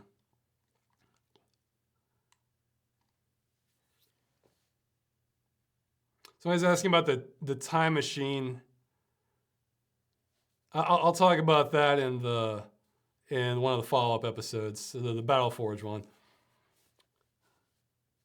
Oh yeah, for future plans. Yeah, here I am, an hour and a half into the chat. All I have planned, there's going to be sort of a straggler game dungeon for November. I'll probably have a Christmas one for December.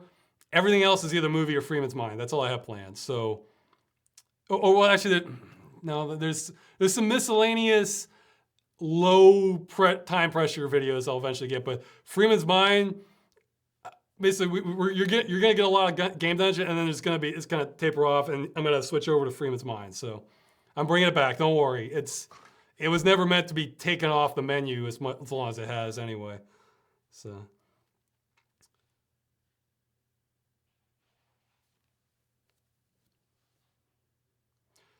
Oh, question inspired by Eli Roth's horror history miniseries. I didn't know about that. I like Eli Roth.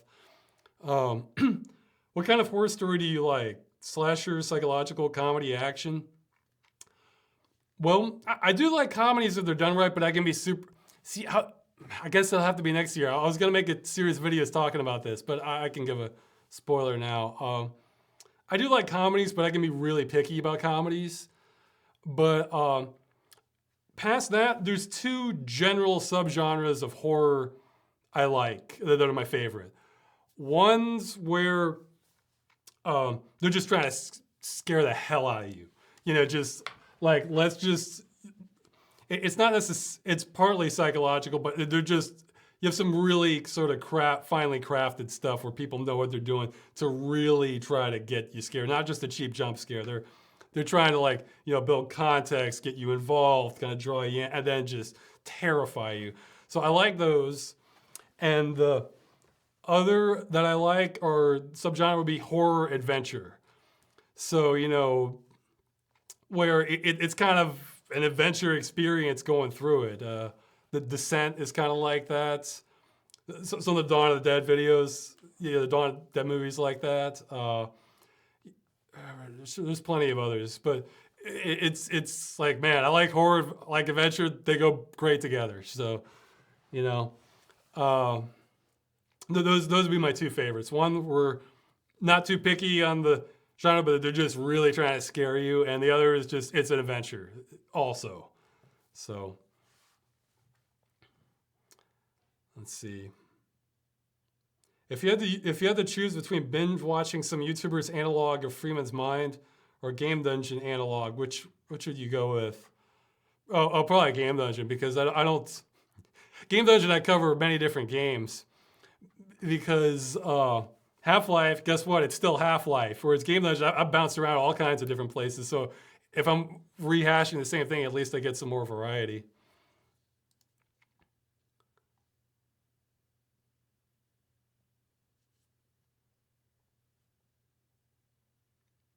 Let's see. Okay, I'm gonna abridge this question a bit. Let's see. He's saying if you go to the afterlife and your reward is you get to enter in another universe. Geez, that's a great question. I wish I saw that one before the chat. Any sort of like alternate universe, games or something, like he's saying like Middle Earth, Faerun, which I'm drawing a blank which one Faerun is, but Griggly Universe, Discworld, literally any fantasy or sci-fi, whatever universe you want. What is your choice? Oh man, that's a great question. I have to think about. Okay, like if there's like a 10-second countdown timer, I'll go with Tyrion. It's a wild. It's just a wild kind of fantastic things going on all sorts of different planets. I'm sure there's maybe better examples of that. That's like clock timer, but I have to think about that. That's a great question because you get to, yeah, just I like the idea of going from planet to planet, all these kind of fantastic and different environments. I'm sure there's others that maybe do that better, but Tyrion is one I could think of off the top of my head. Yeah, somebody's saying the Star Trek universe, except Tyrion will be even more out there. You have the people doing the tours on the floating islands and these weird organic planets and the jungle, these ocean planets with giant bases. I kind of would like to do like an original series in that setting, but let's see. Yeah, I think that's if there's a clock going down, that kind of answer that would be it. So. Let's see.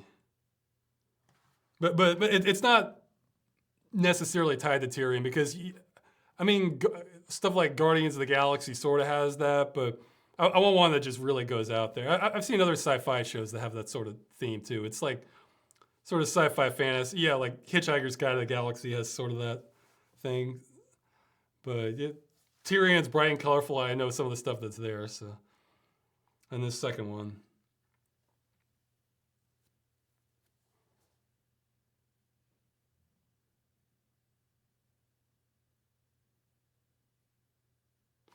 Okay, if I discovered like irrefutable evidence that we are in a simulation, what would you do?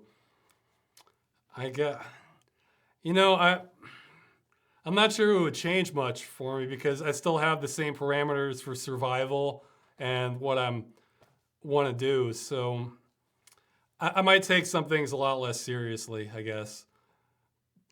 Yeah, I guess that's what I would probably dive even further into escapism as much as I could and still sustain myself if I found out this was a simulation. Yeah, yeah. My wife was actually she got really bummed out when she found it wasn't a simulation, uh, or that they did the research and they couldn't find any evidence that it was a simulation. I have no idea how that stuff works, but. So he's asking about the Dota 2 announcer pack where I said First Blood. I love that movie, which I should have known. Apparently, a bunch of people made that joke, and that did you say that for the purpose of the line, or do you in fact love the film? I definitely enjoy the movie. It's not what I was expecting at all because I think a lot of people have been exposed to the stereotype of Rambo, which is just gun down everything, just like mindless action. But no, it was actually like kind of an action movie, adventure movie about kind of a shell-shocked veteran just in the wrong situation. It was interesting. I liked it. I mean, I'm not saying it's my favorite movie all the time or anything, but it was, yeah, it's enjoyable. I liked it more than, I liked it, yeah, okay, so I like Rambo, I mean, First Blood. Rambo 2 and 3, I thought were just sort of kind of cheeseball, sort of dumb actually, but people may not like that. Then they had the Rambos. It's Rambo 4. I like that one because it was over the top, but I thought it was done better. So yeah, I like the first and the fourth ones. So.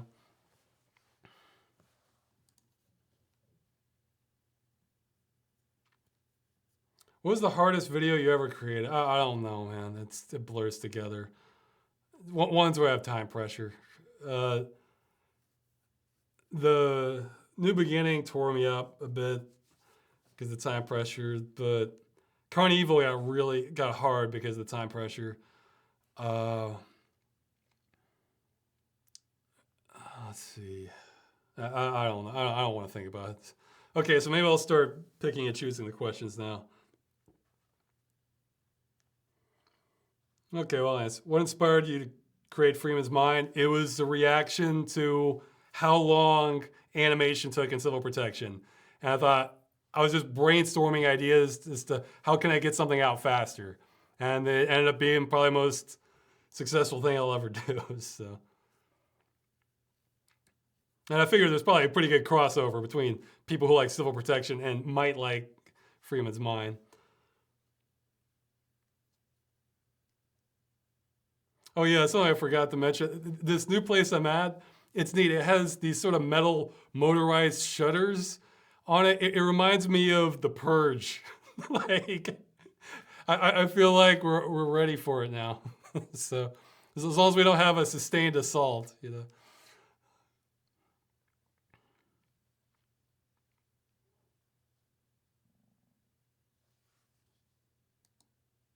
you ever feel any grudges towards one or multiple fictional characters in games, movies, TV shows, or books?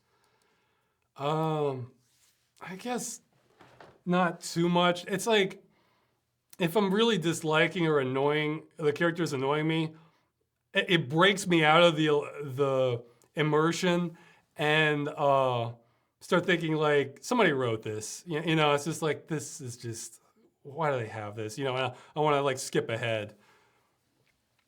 So not really, I guess.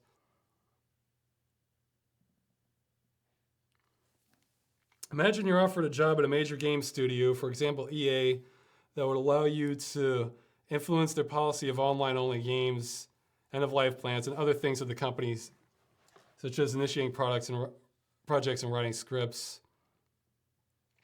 In essence, you have the ability to influence the studio heavily. However, the one requirement is you drop your stance on piracy as long as you work there. They require you to say that you've renounced your stance on piracy, that you've discouraged pirating dead games, even from other game developers, as they would drown in lawsuits otherwise. Will you still take that job? Well, I mean, if it's something the same, if I'm renouncing it, I mean, I guess I'm lying at that point. So I probably wouldn't want to do that. But I was thinking it wouldn't really matter because it's too widespread now. This is bigger than EA. However, I was thinking, I mean, I still want to be comfortable taking a job where I have to lie to the public. That's just, I don't know. I don't like that. I mean, I guess I literally could stop playing all old stuff as part of my job to make it truthful. But, well, no, I mean, I could just, I'd be much better with like no comment. Like if I'm not allowed to discuss that anymore, like I could just say I'm not allowed to discuss that. And, boy, I hate that. Like in some NDAs, you know, you're not only not allowed to talk about it, you're also, the NDA will say you cannot say that you're not allowed to talk about it. So they have to pretend that, in fact, Machinima got in trouble for that, where they paid people to promote the Xbox One or something. And the contract also required, I'm not leaking anything, this is like public. I didn't have this anyway. The contract required that they can't say they're being paid to influence it. And that violated some regulation under the FCC, and they got a minor fine for that. So yeah, now if it's just like a gag order saying, I can't talk about that, I can't talk about it, I'm all right with that, because then they know people, I'm not being dishonest. They just know they know the score on it. So let's say if it's like that, I think even then, again, it's becoming too widespread. I was thinking the only way that might work, that I might be up for it, is if I could also have like media or marketing that could attack other companies that do this. So, you know, just make them look bad. Like it's been attributed, like one of the big reasons, like I think the PlayStation 4 is like in the lead in market share over the Xbox One, was because of this video Sony did where they show, here's how to share your game, thanks, and like just hand it to them. And because Microsoft originally had like this really anti-consumer stance on game sharing, and that just murdered them. So if I could do stuff like that on games, like I've seen an example, well, it was kind of cheesy and probably didn't do much, but AMD had a fun one against NVIDIA with the Fixer. It wasn't very effective, but it was kind of fun.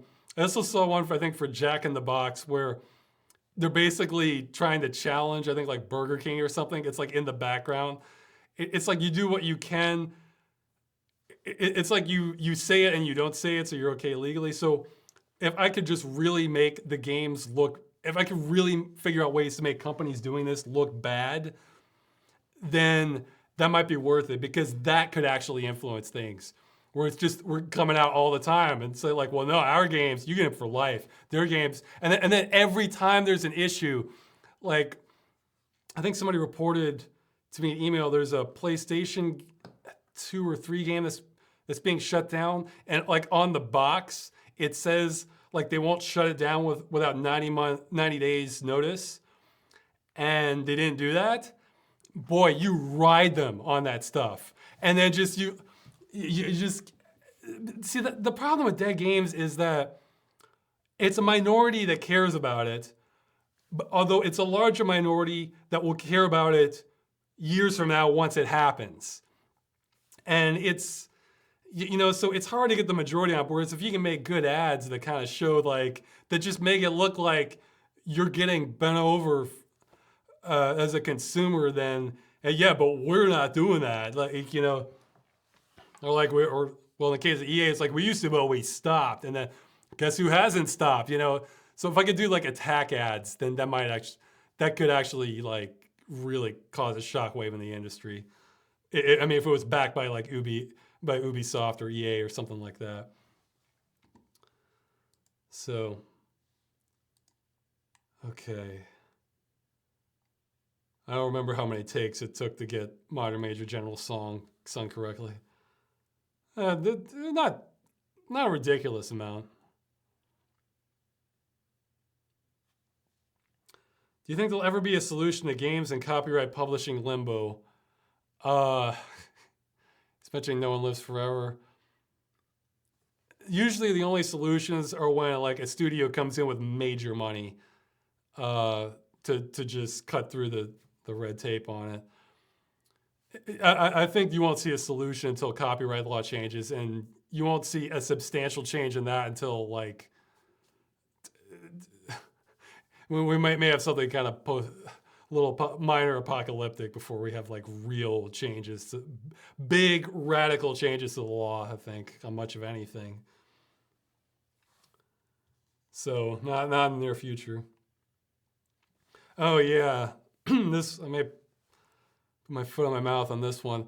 After seeing your tweet about it, I looked up the Pimax 5K VR some more. Uh, and it looks very promising with just a few downsides compared to the competition.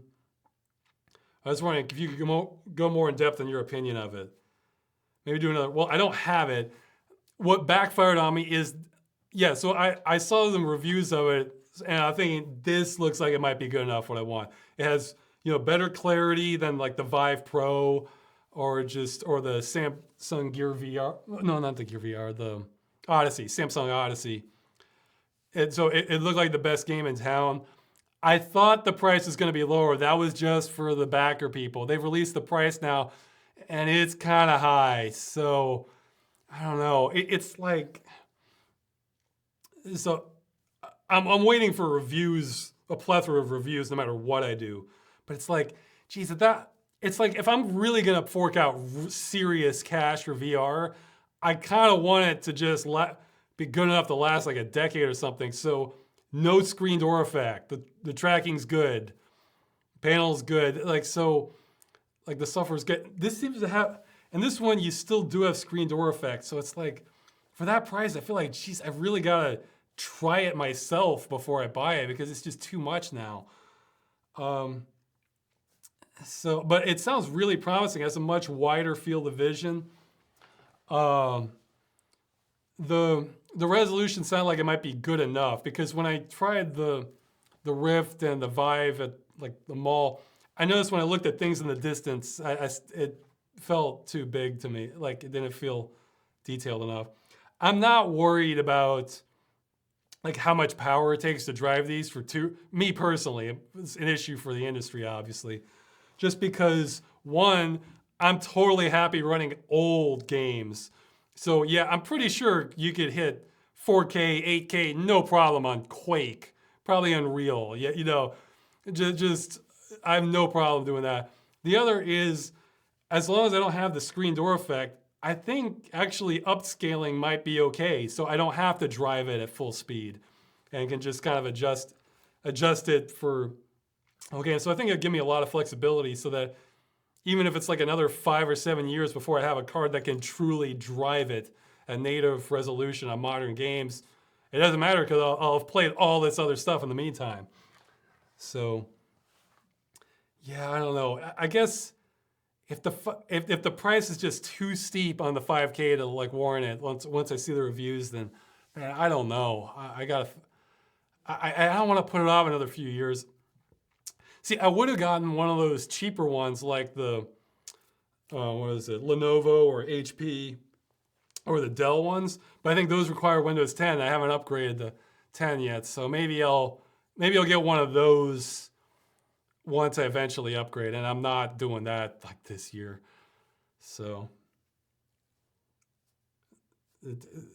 for the amount of software I use, it's more, upgrading to a new operating system is not any simple thing for me. And the configuration I have, like there's just layers of crap I deal with that I imagine the vast majority of users don't use on. Like I really get entrenched once I upgrade and start using the computer with a lot of stuff, and that doesn't always make it to the next OS. Like my workflow even depends on like I have a whole custom GUI for the OS, so it's like that makes me more efficient with how I run programs and everything. So it's like a lot of those don't carry over, and I got to figure out new solutions that it's like, well, maybe this will work, and it's I don't even want to think about it. But yeah, it was a good question.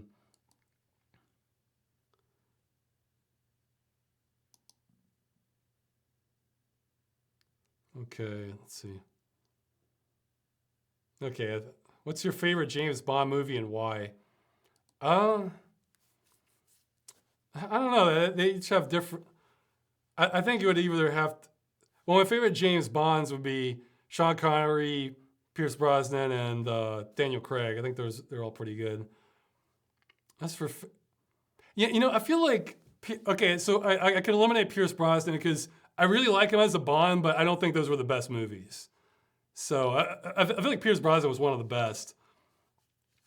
Yeah, like Daniel Craig, he doesn't have the same playfulness as some of the others too, which he's more serious. So maybe between, I like you. Well, Goldfinger is a classic. You Only Live Twice. I like that one.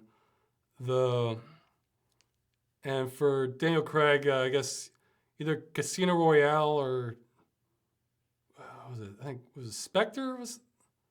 Yeah. Spectre was the one with like the so like I didn't like Quantum of Solace. I was just confused, and then the one after that where it ends up just with him in some cabin and they kill off M. I didn't like that one as much. Yeah, okay, yeah, that one's Skyfall, I think, and yeah, I think Spectre's the one after that. So I think it'd be one of those. So yeah, somebody's saying Brosnan needed more chances beyond GoldenEye. Yeah, GoldenEye's pretty good, but I don't know. I may have heard the soundtrack of that too many times. I had the yeah. So I didn't like Skyfall, though I liked the theme. I mean, as much Skyfall. There's good elements in all of them, but I like yeah. So I hated the opening theme to Spectre, but I like the movie more. And then Skyfall's the reverse. I love the opening theme to Skyfall, and then I didn't like the movie as much. It just yeah. It felt like that's the one where it felt like they're kind of like trying to like paint this image like Bond's all washed up and not in a fun way. And yeah, they bring back the new Q, which come on, that new Q does not fill the old one's shoes. I mean, he just felt like kind of a prick to me, the new Q. I don't know. And yeah, I don't know. I didn't like that one this much, but okay, so.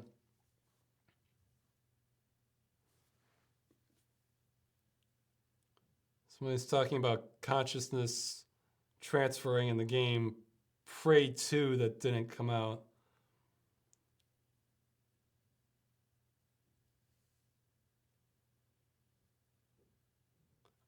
He's talking about it had a good plot where his consciousness gets teleported to a clone, and then after he beat the game, it comes back and you live a happy life with the body that stayed back near Earth.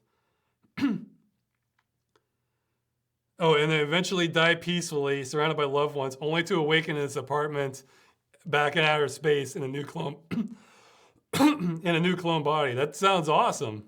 Yeah, that'd be great. It's too bad we didn't get Prey 2 then. Man, that's great because it's like you get the happy ending and you set yourself up for the sequel. It's perfect, you know. And you're getting into weird consciousness sci-fi stuff. Okay, now I gotta warn people. Okay, so, Jesus, are good questions. Okay, I gotta warn people. I may have to cut this off at any time because the neighbors may object. So we're kind of testing the waters here. Plus, I gotta get back to work. But okay. Well, these are good questions. Okay, tell you what.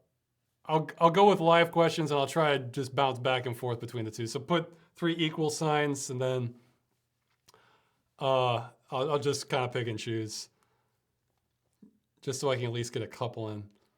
Are there any sports you participate in or have in the past? I mean, I've done some basketball casually, but I mean, I did track and field stuff, but I don't know if that really what do you mean by sports. I don't know. Most sports don't quite have the same interest to me. I like a certain more complexity to them, or like reflexes. Let's see. Okay, I know I've answered that one before. Oh yeah, I'm gonna have to answer this one, but somebody's asking in the other submitted chats. Oh, this is by Daniel, the moderator. What are your thoughts on the recent news? U.S. Congress has released exemptions to DMCA, which prohibits software manufacturers, including video game developers, from curtailing attempts to make games that require a central server run without the server. Okay, is that what it means? I thought it was more for like just general DRM. Okay, so I think that means they can't make it illegal to make a server emulator. I guess that's progress, but I think I covered all of that in that one Dead Game News episode. I think it was the one where I had the satellite rain footage, the DMCA one. So it's good. It's something that it's something that should have existed anyway. I think it's only going to change things for like a few projects. I mean, see, that's the thing about like streaming and these servers and everything. The DRM's gotten so good, it doesn't matter what the law says you can or can do to try to preserve it. You're not getting through it for the most part. So, but maybe it's good. And that exemption could get overturned in a year or two, I think. So, or no, however many years it is. And I think my thoughts on it are exactly what I had in that video. So the Dead Game News episode, I think I say DMCA exemption in the title. So, okay.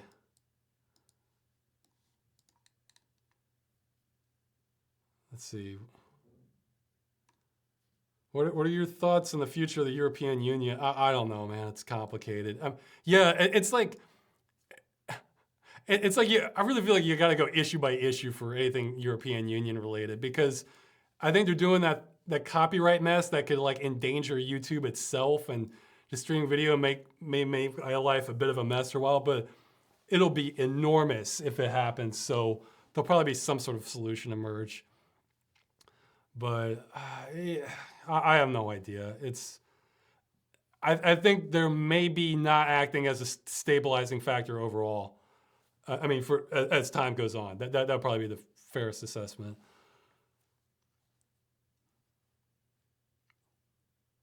Have you tried Linux and all this time you couldn't make the videos? I got so busy I couldn't. I thought I have all this stuff I was gonna do when I didn't have like internet or. Yes, I did do some stuff with. Not during the move. Yeah, during the making the other videos.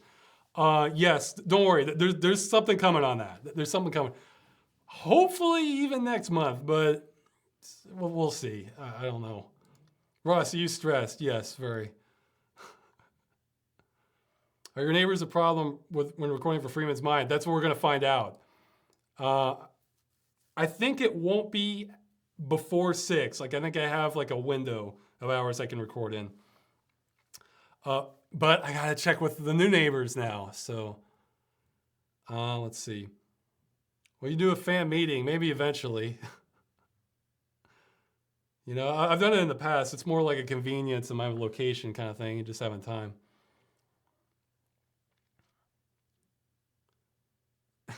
If in the future they make games playable directly with your mind, would you play them? Yeah, as long as it's not like invasive. You gotta like get the implant. I think I might be. I think that would be my generation gap. Like, no, I'd be too squeamish about that, having like the brain surgery to do it. But if it's just like a little sort of device they put on your head to measure your brain waves, yeah, I think that'd probably be okay. Ross, will you review any iOS games? I don't have plans to, but just wait. That's all I'll say. Have you seen that Unreal 4 remake of Half-Life? It looks so awesome, atmospheric. I've occasionally seen Unreal 4 remakes of stuff. Like somebody did the intro to Metal Gear Solid in Unreal 4. It looked pretty good. I'm sure it's a good engine. I mean, that's what I'm gonna be using for the movie. Oh yeah, I tested. Unity engine crashes my GPU. I don't know if I blame the drivers or something my OS. It just crashes it every time.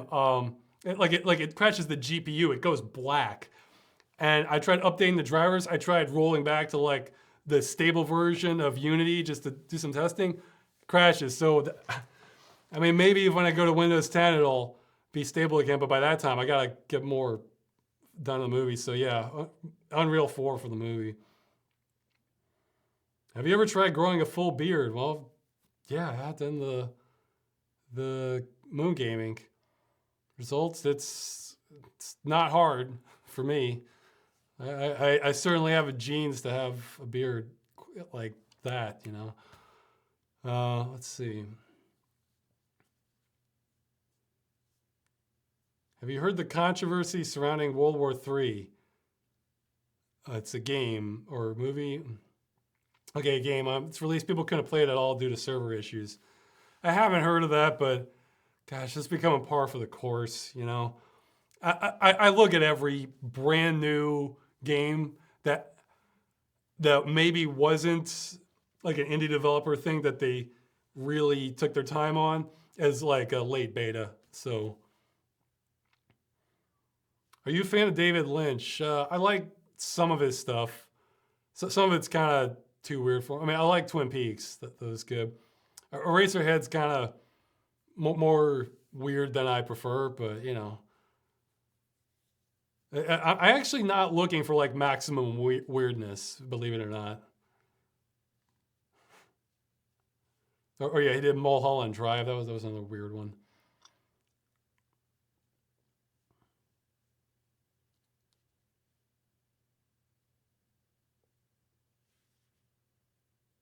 Okay, somebody's saying Titanic Adventure Out of Time is the only missed clone available on Steam. I'm not sure if that's accurate, but well, here I can, maybe I can test a couple. What was, if I can remember the name? I can't remember the names of some of them. Does that influence whether I do a game that no, not at all.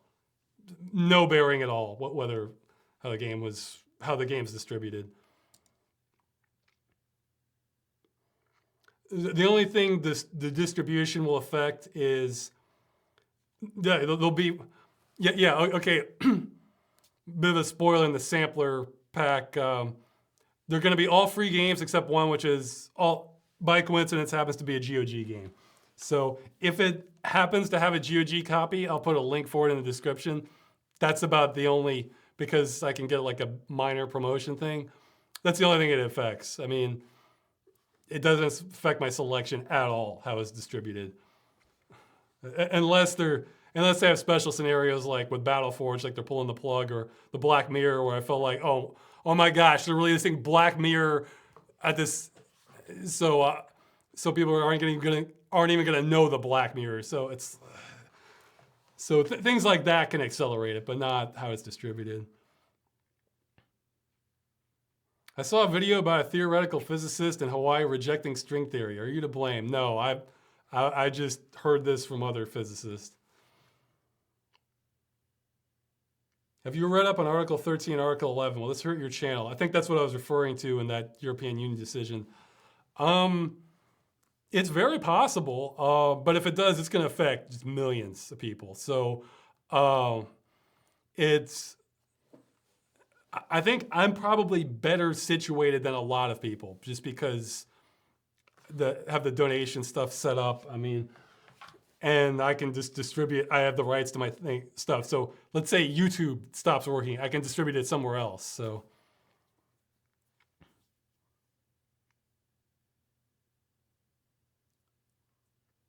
What are your current thoughts on the cycle of game development and the state in which games are released?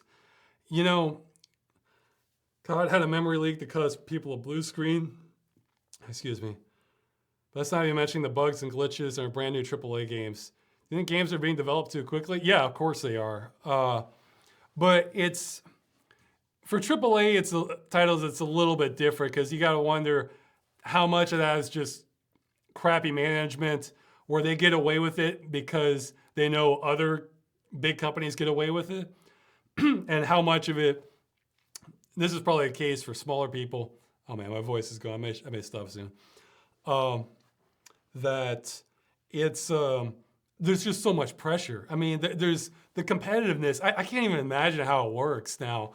But, you know, I was kind of making an allusion in the top 25 games, you know, For those who are about to go broke, we salute you. That's what it reminds me of. It's like gladiators. You're just throwing them into the machine. I feel like that's what it is now. Game developers are like gladiators fighting for their lives for our amusement. I mean, it's like, it gives me real mixed feelings because on one hand, yeah, this is kind of terrible situation. But on the other hand, wow, there's never been so many great games. So, I mean, what else? I don't know what to say for it. I mean, again, it goes back to the robot jobs thing. We need to find ways that, you don't have to worry about going homeless, or in a situation where you have hyper competitive job market or just people aren't earning enough and everything. Because that's the real thing. I mean, if you can't make a living as a game developer, that's one thing if you can make a living somewhere else. But then if you can't make a living somewhere else, well, then what do you do, So it's like an intense game of musical chairs. I don't know. Yeah, I mean, it's the best of times, worst of times thing. I noticed there are coming more and more games about simulating bureaucracy games like Paper Please and Not Tonight. Which kind of simulator of certain jobs you'd like to be made in the future? Ooh, that's a good one. Well, I tried playing some of Paper Please, but I didn't like the timer and the pacing, and plus some bureaucratic stuff I'm not gonna enjoy. But I felt like Uncanny Valley was onto something.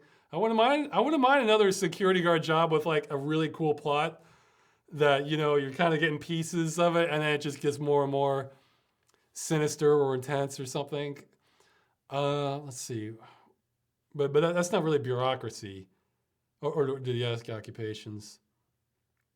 I lost my place. Yeah, job simulators. Okay. Well, I still need to play Euro Truck Simulator.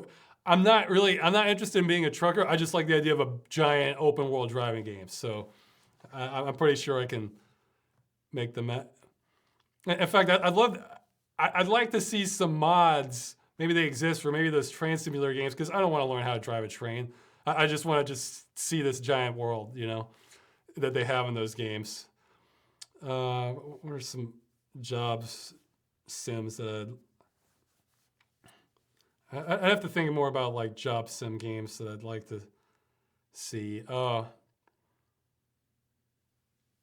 don't know. I feel like a lot of job sim games could be made a lot better if you add like a mystery element or something sinister or something behind it, because I even have a civil protection episode idea like that I haven't gotten around to. So, I mean, it wouldn't be related to them being Metro Police. They would have been connecting up with this other guy doing another job, and then other things start happening. So,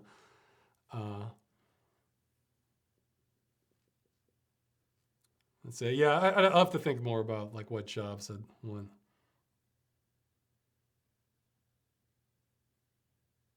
Would you go into indie game dev movies or something else? Well, not indie game dev, or at least not to support myself. Good. I mean, it's got to be brutal for them. Movies, well, you know what? The whole reason I ended up getting a degree in criminal justice and everything was because I thought I would be able to make a living into something like movies. And I probably still think that. But, I mean, there are more tools now than there was when I was going into college. Yeah, I don't know. I mean, I'm gonna try and look. We'll have a discussion on that with the audience. What I should do if that ends up being the case, because I rely on you guys now too. So, what is your opinion on immigrants? I'm an immigrant. This is one of those topics that gets you get into nuanced stuff, and the internet's. I'd say like half the internet's gonna hear automatically what they want to right from the start, so I don't even want to get into it. Okay.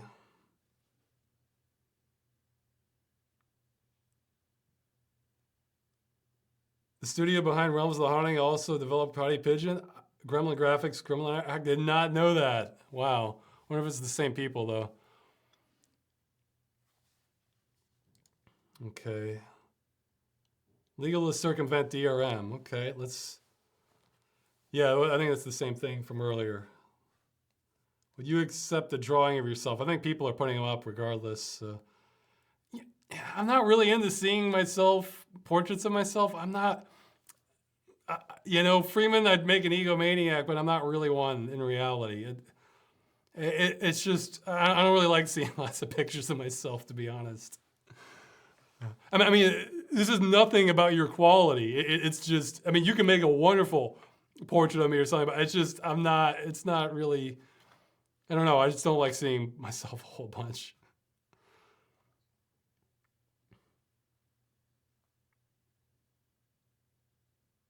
Does pineapple belong in pizza? Sure. I'll eat lots of toppings on pizza. Maybe I'll have pizza. I've been I've been not eating the healthiest lately because I'm still moving in, just getting everything set up, and so I'm kind of on convenience food at the moment. I'm really liking how McDonald's has sweet potato fries. Those are great, and you get nutrients and everything. That should just be a standard, just standard, everyone.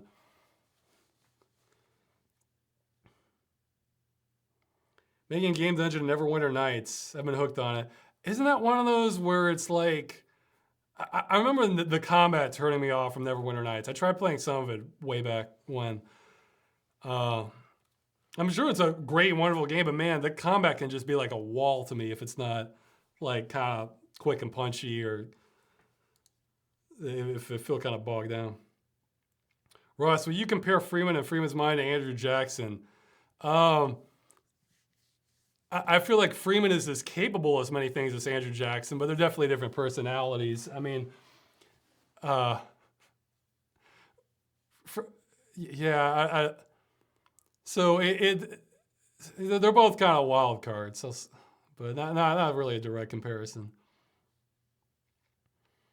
What are the, okay, somebody's asking about the Windows 10 game compatibility stuff. That's coming. That's coming at some point. So.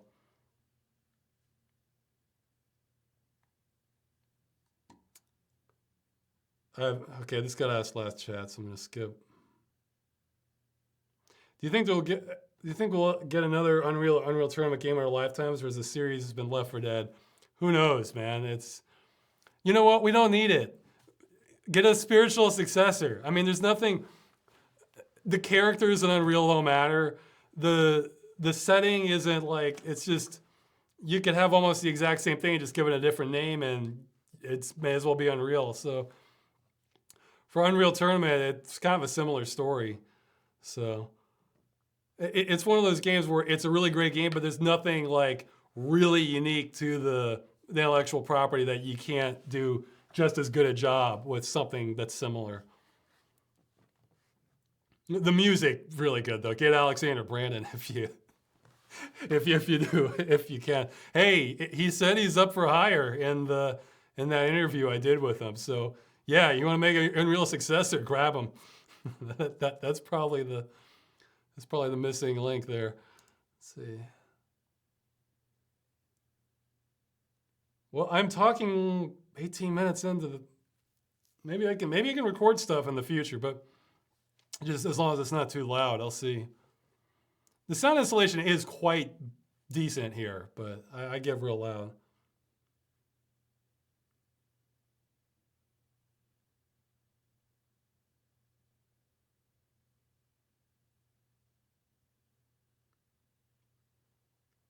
Okay, somebody's saying the humor was clean and classy in Freeman's Mind episode 1, but 2 gets vulgar. I don't know. I think it got no. It's kind of a mix. I don't like to get too vulgar, but if it's so convenient and I find it funny, then I might throw it in there. But that's about. So I don't think there's a big shift there.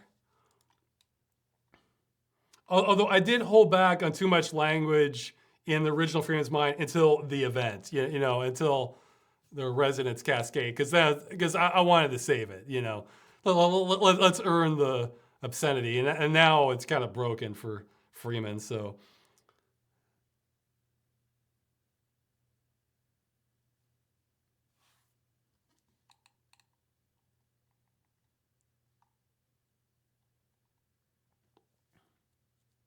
Do you think any jobs will be spared from the progression of automation and tech?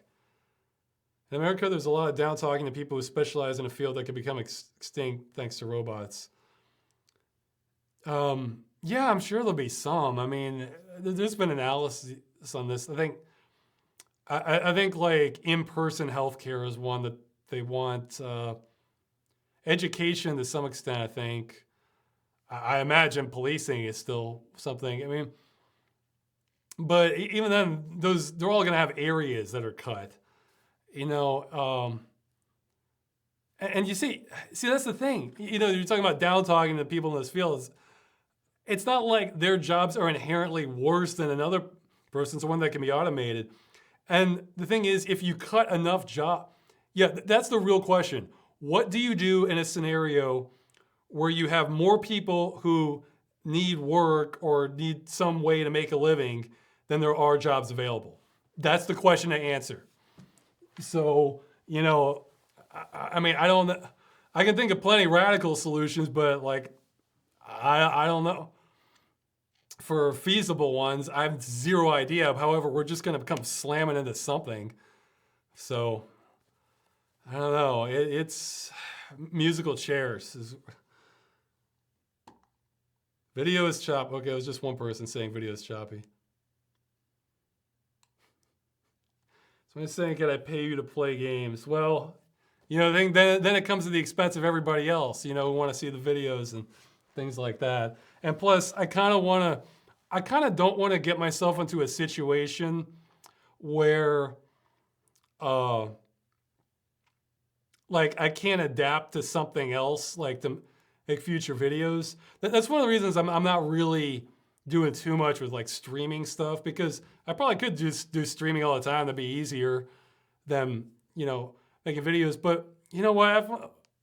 I may lose the appeal in the audience, and then what? All I have are just streaming stuff, and that's not really going to carry me. But some of these videos, you know, you can watch them years after the fact, and you know, there's not really an age cap on directing, you know. So, I mean, I could eventually stop voicing things, maybe, but so I kind of want to look to the future a little bit for like what I can keep doing. But yeah, the thing is, it comes at the expense of others is the problem.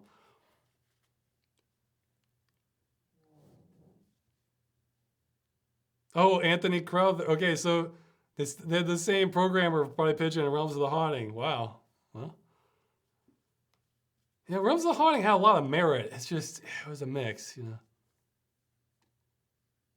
Someone's saying, how about lemons on pizza? Okay, that one's a tougher sell, because you know what? You don't want to eat lemons by themselves, or I wouldn't. Or pineapple, you can eat that by itself. So, but that doesn't apply to everything though, because onions really bring it. I don't know. Maybe lemon juice on pizza might work. Maybe, I don't know. Hexen 3 should be a thing. Oh no, he's asking as a question.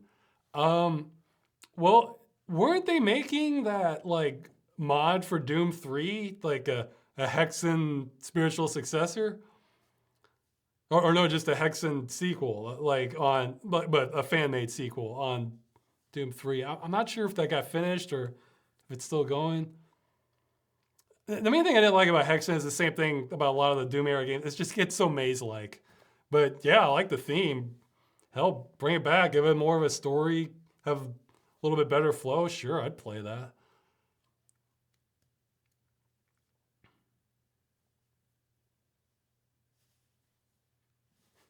Okay, somebody's asking about Half-Life 2. You know, he's saying, which security guard was Barney? Does the fact that Eli is identified as the guy who opens the door at the beginning of the first game make it better in your opinion? Well, he's not identified in Half-Life, but no, it's not, because I believe in Half-Life, the scientists are randomized. So sometimes you get the black scientist, sometimes you get the Einstein-looking scientist, sometimes you get the Kleiner-looking scientist. So it's, yeah, which one was Eli? Although maybe it was that one after you come back that wasn't randomized. I'm not sure. So, okay, maybe they left themselves like the barest sliver of an opening there, but they didn't even give him a name in the original. Okay, I answered the beat 'em up question last time, I'm pretty sure. Do you have more freedom in Half-Life 2 than a Half-Life Source? No, I'd say a little less actually, because you have all those like dead ends. You don't really go anywhere in Half-Life 1. But it doesn't matter. It's not a problem. But well, actually, with modding help, maybe I do have a little more freedom. Yeah, okay. He's mentioned the Just Survive shutdown. They're looking into getting a partner to bring it back. Yeah, I got an email about that because I had a copy of that. Well, then I could at least tour the map at least if they do that. If you were in a Deus Ex future, would you want to be augmented? And if so, what kind of augmentations would you want? I might still not trust augmentations, so I can't think of an obvious augmentation I'd want, or it would just get me into trouble.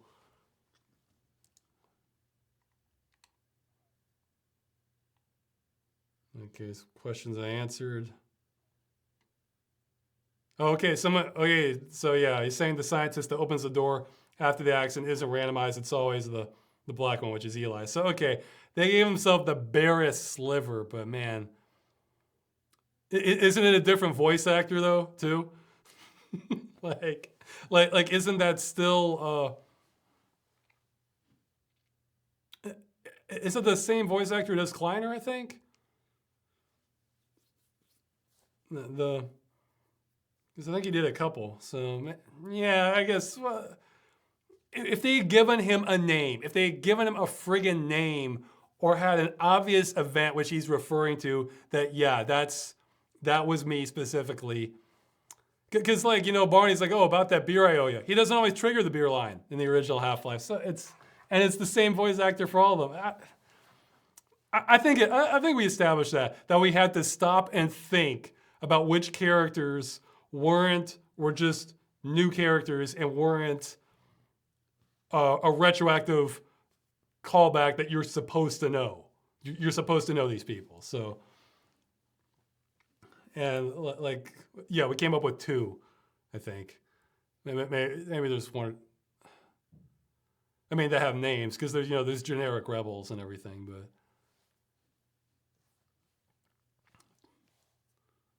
I'm seriously trying to think if there's any others. Mossman and Grigori. Oh no, three. Alex, Mossman, and Grigori. Okay, so we're getting there, but.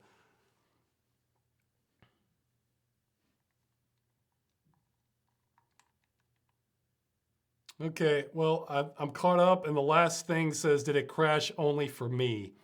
So I guess I better stop. Okay, good. Somebody came up. Yeah. Okay. Somebody's saying it's frozen. Here, I'll stop the stream, but I'll keep recording. Well, okay, I stopped and started the stream again, but I think I'm gonna shut it down soon anyway. My voice. I gotta do a bunch of recording tomorrow, guys. So.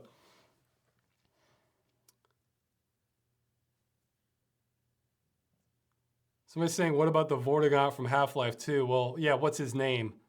Yeah, exactly, Okay, guys, I think I'm gonna go. I need some food and my voice is raw and I got so much editing to do. So, would Magda accept a picture of my face? Yeah, she might be more open to that. Oh, okay, somebody's saying Odessa. Yeah, that might work. Was Odessa named within the game? Like, I can't remember. He might have been. Okay, so we're clawing our way back up there, I guess.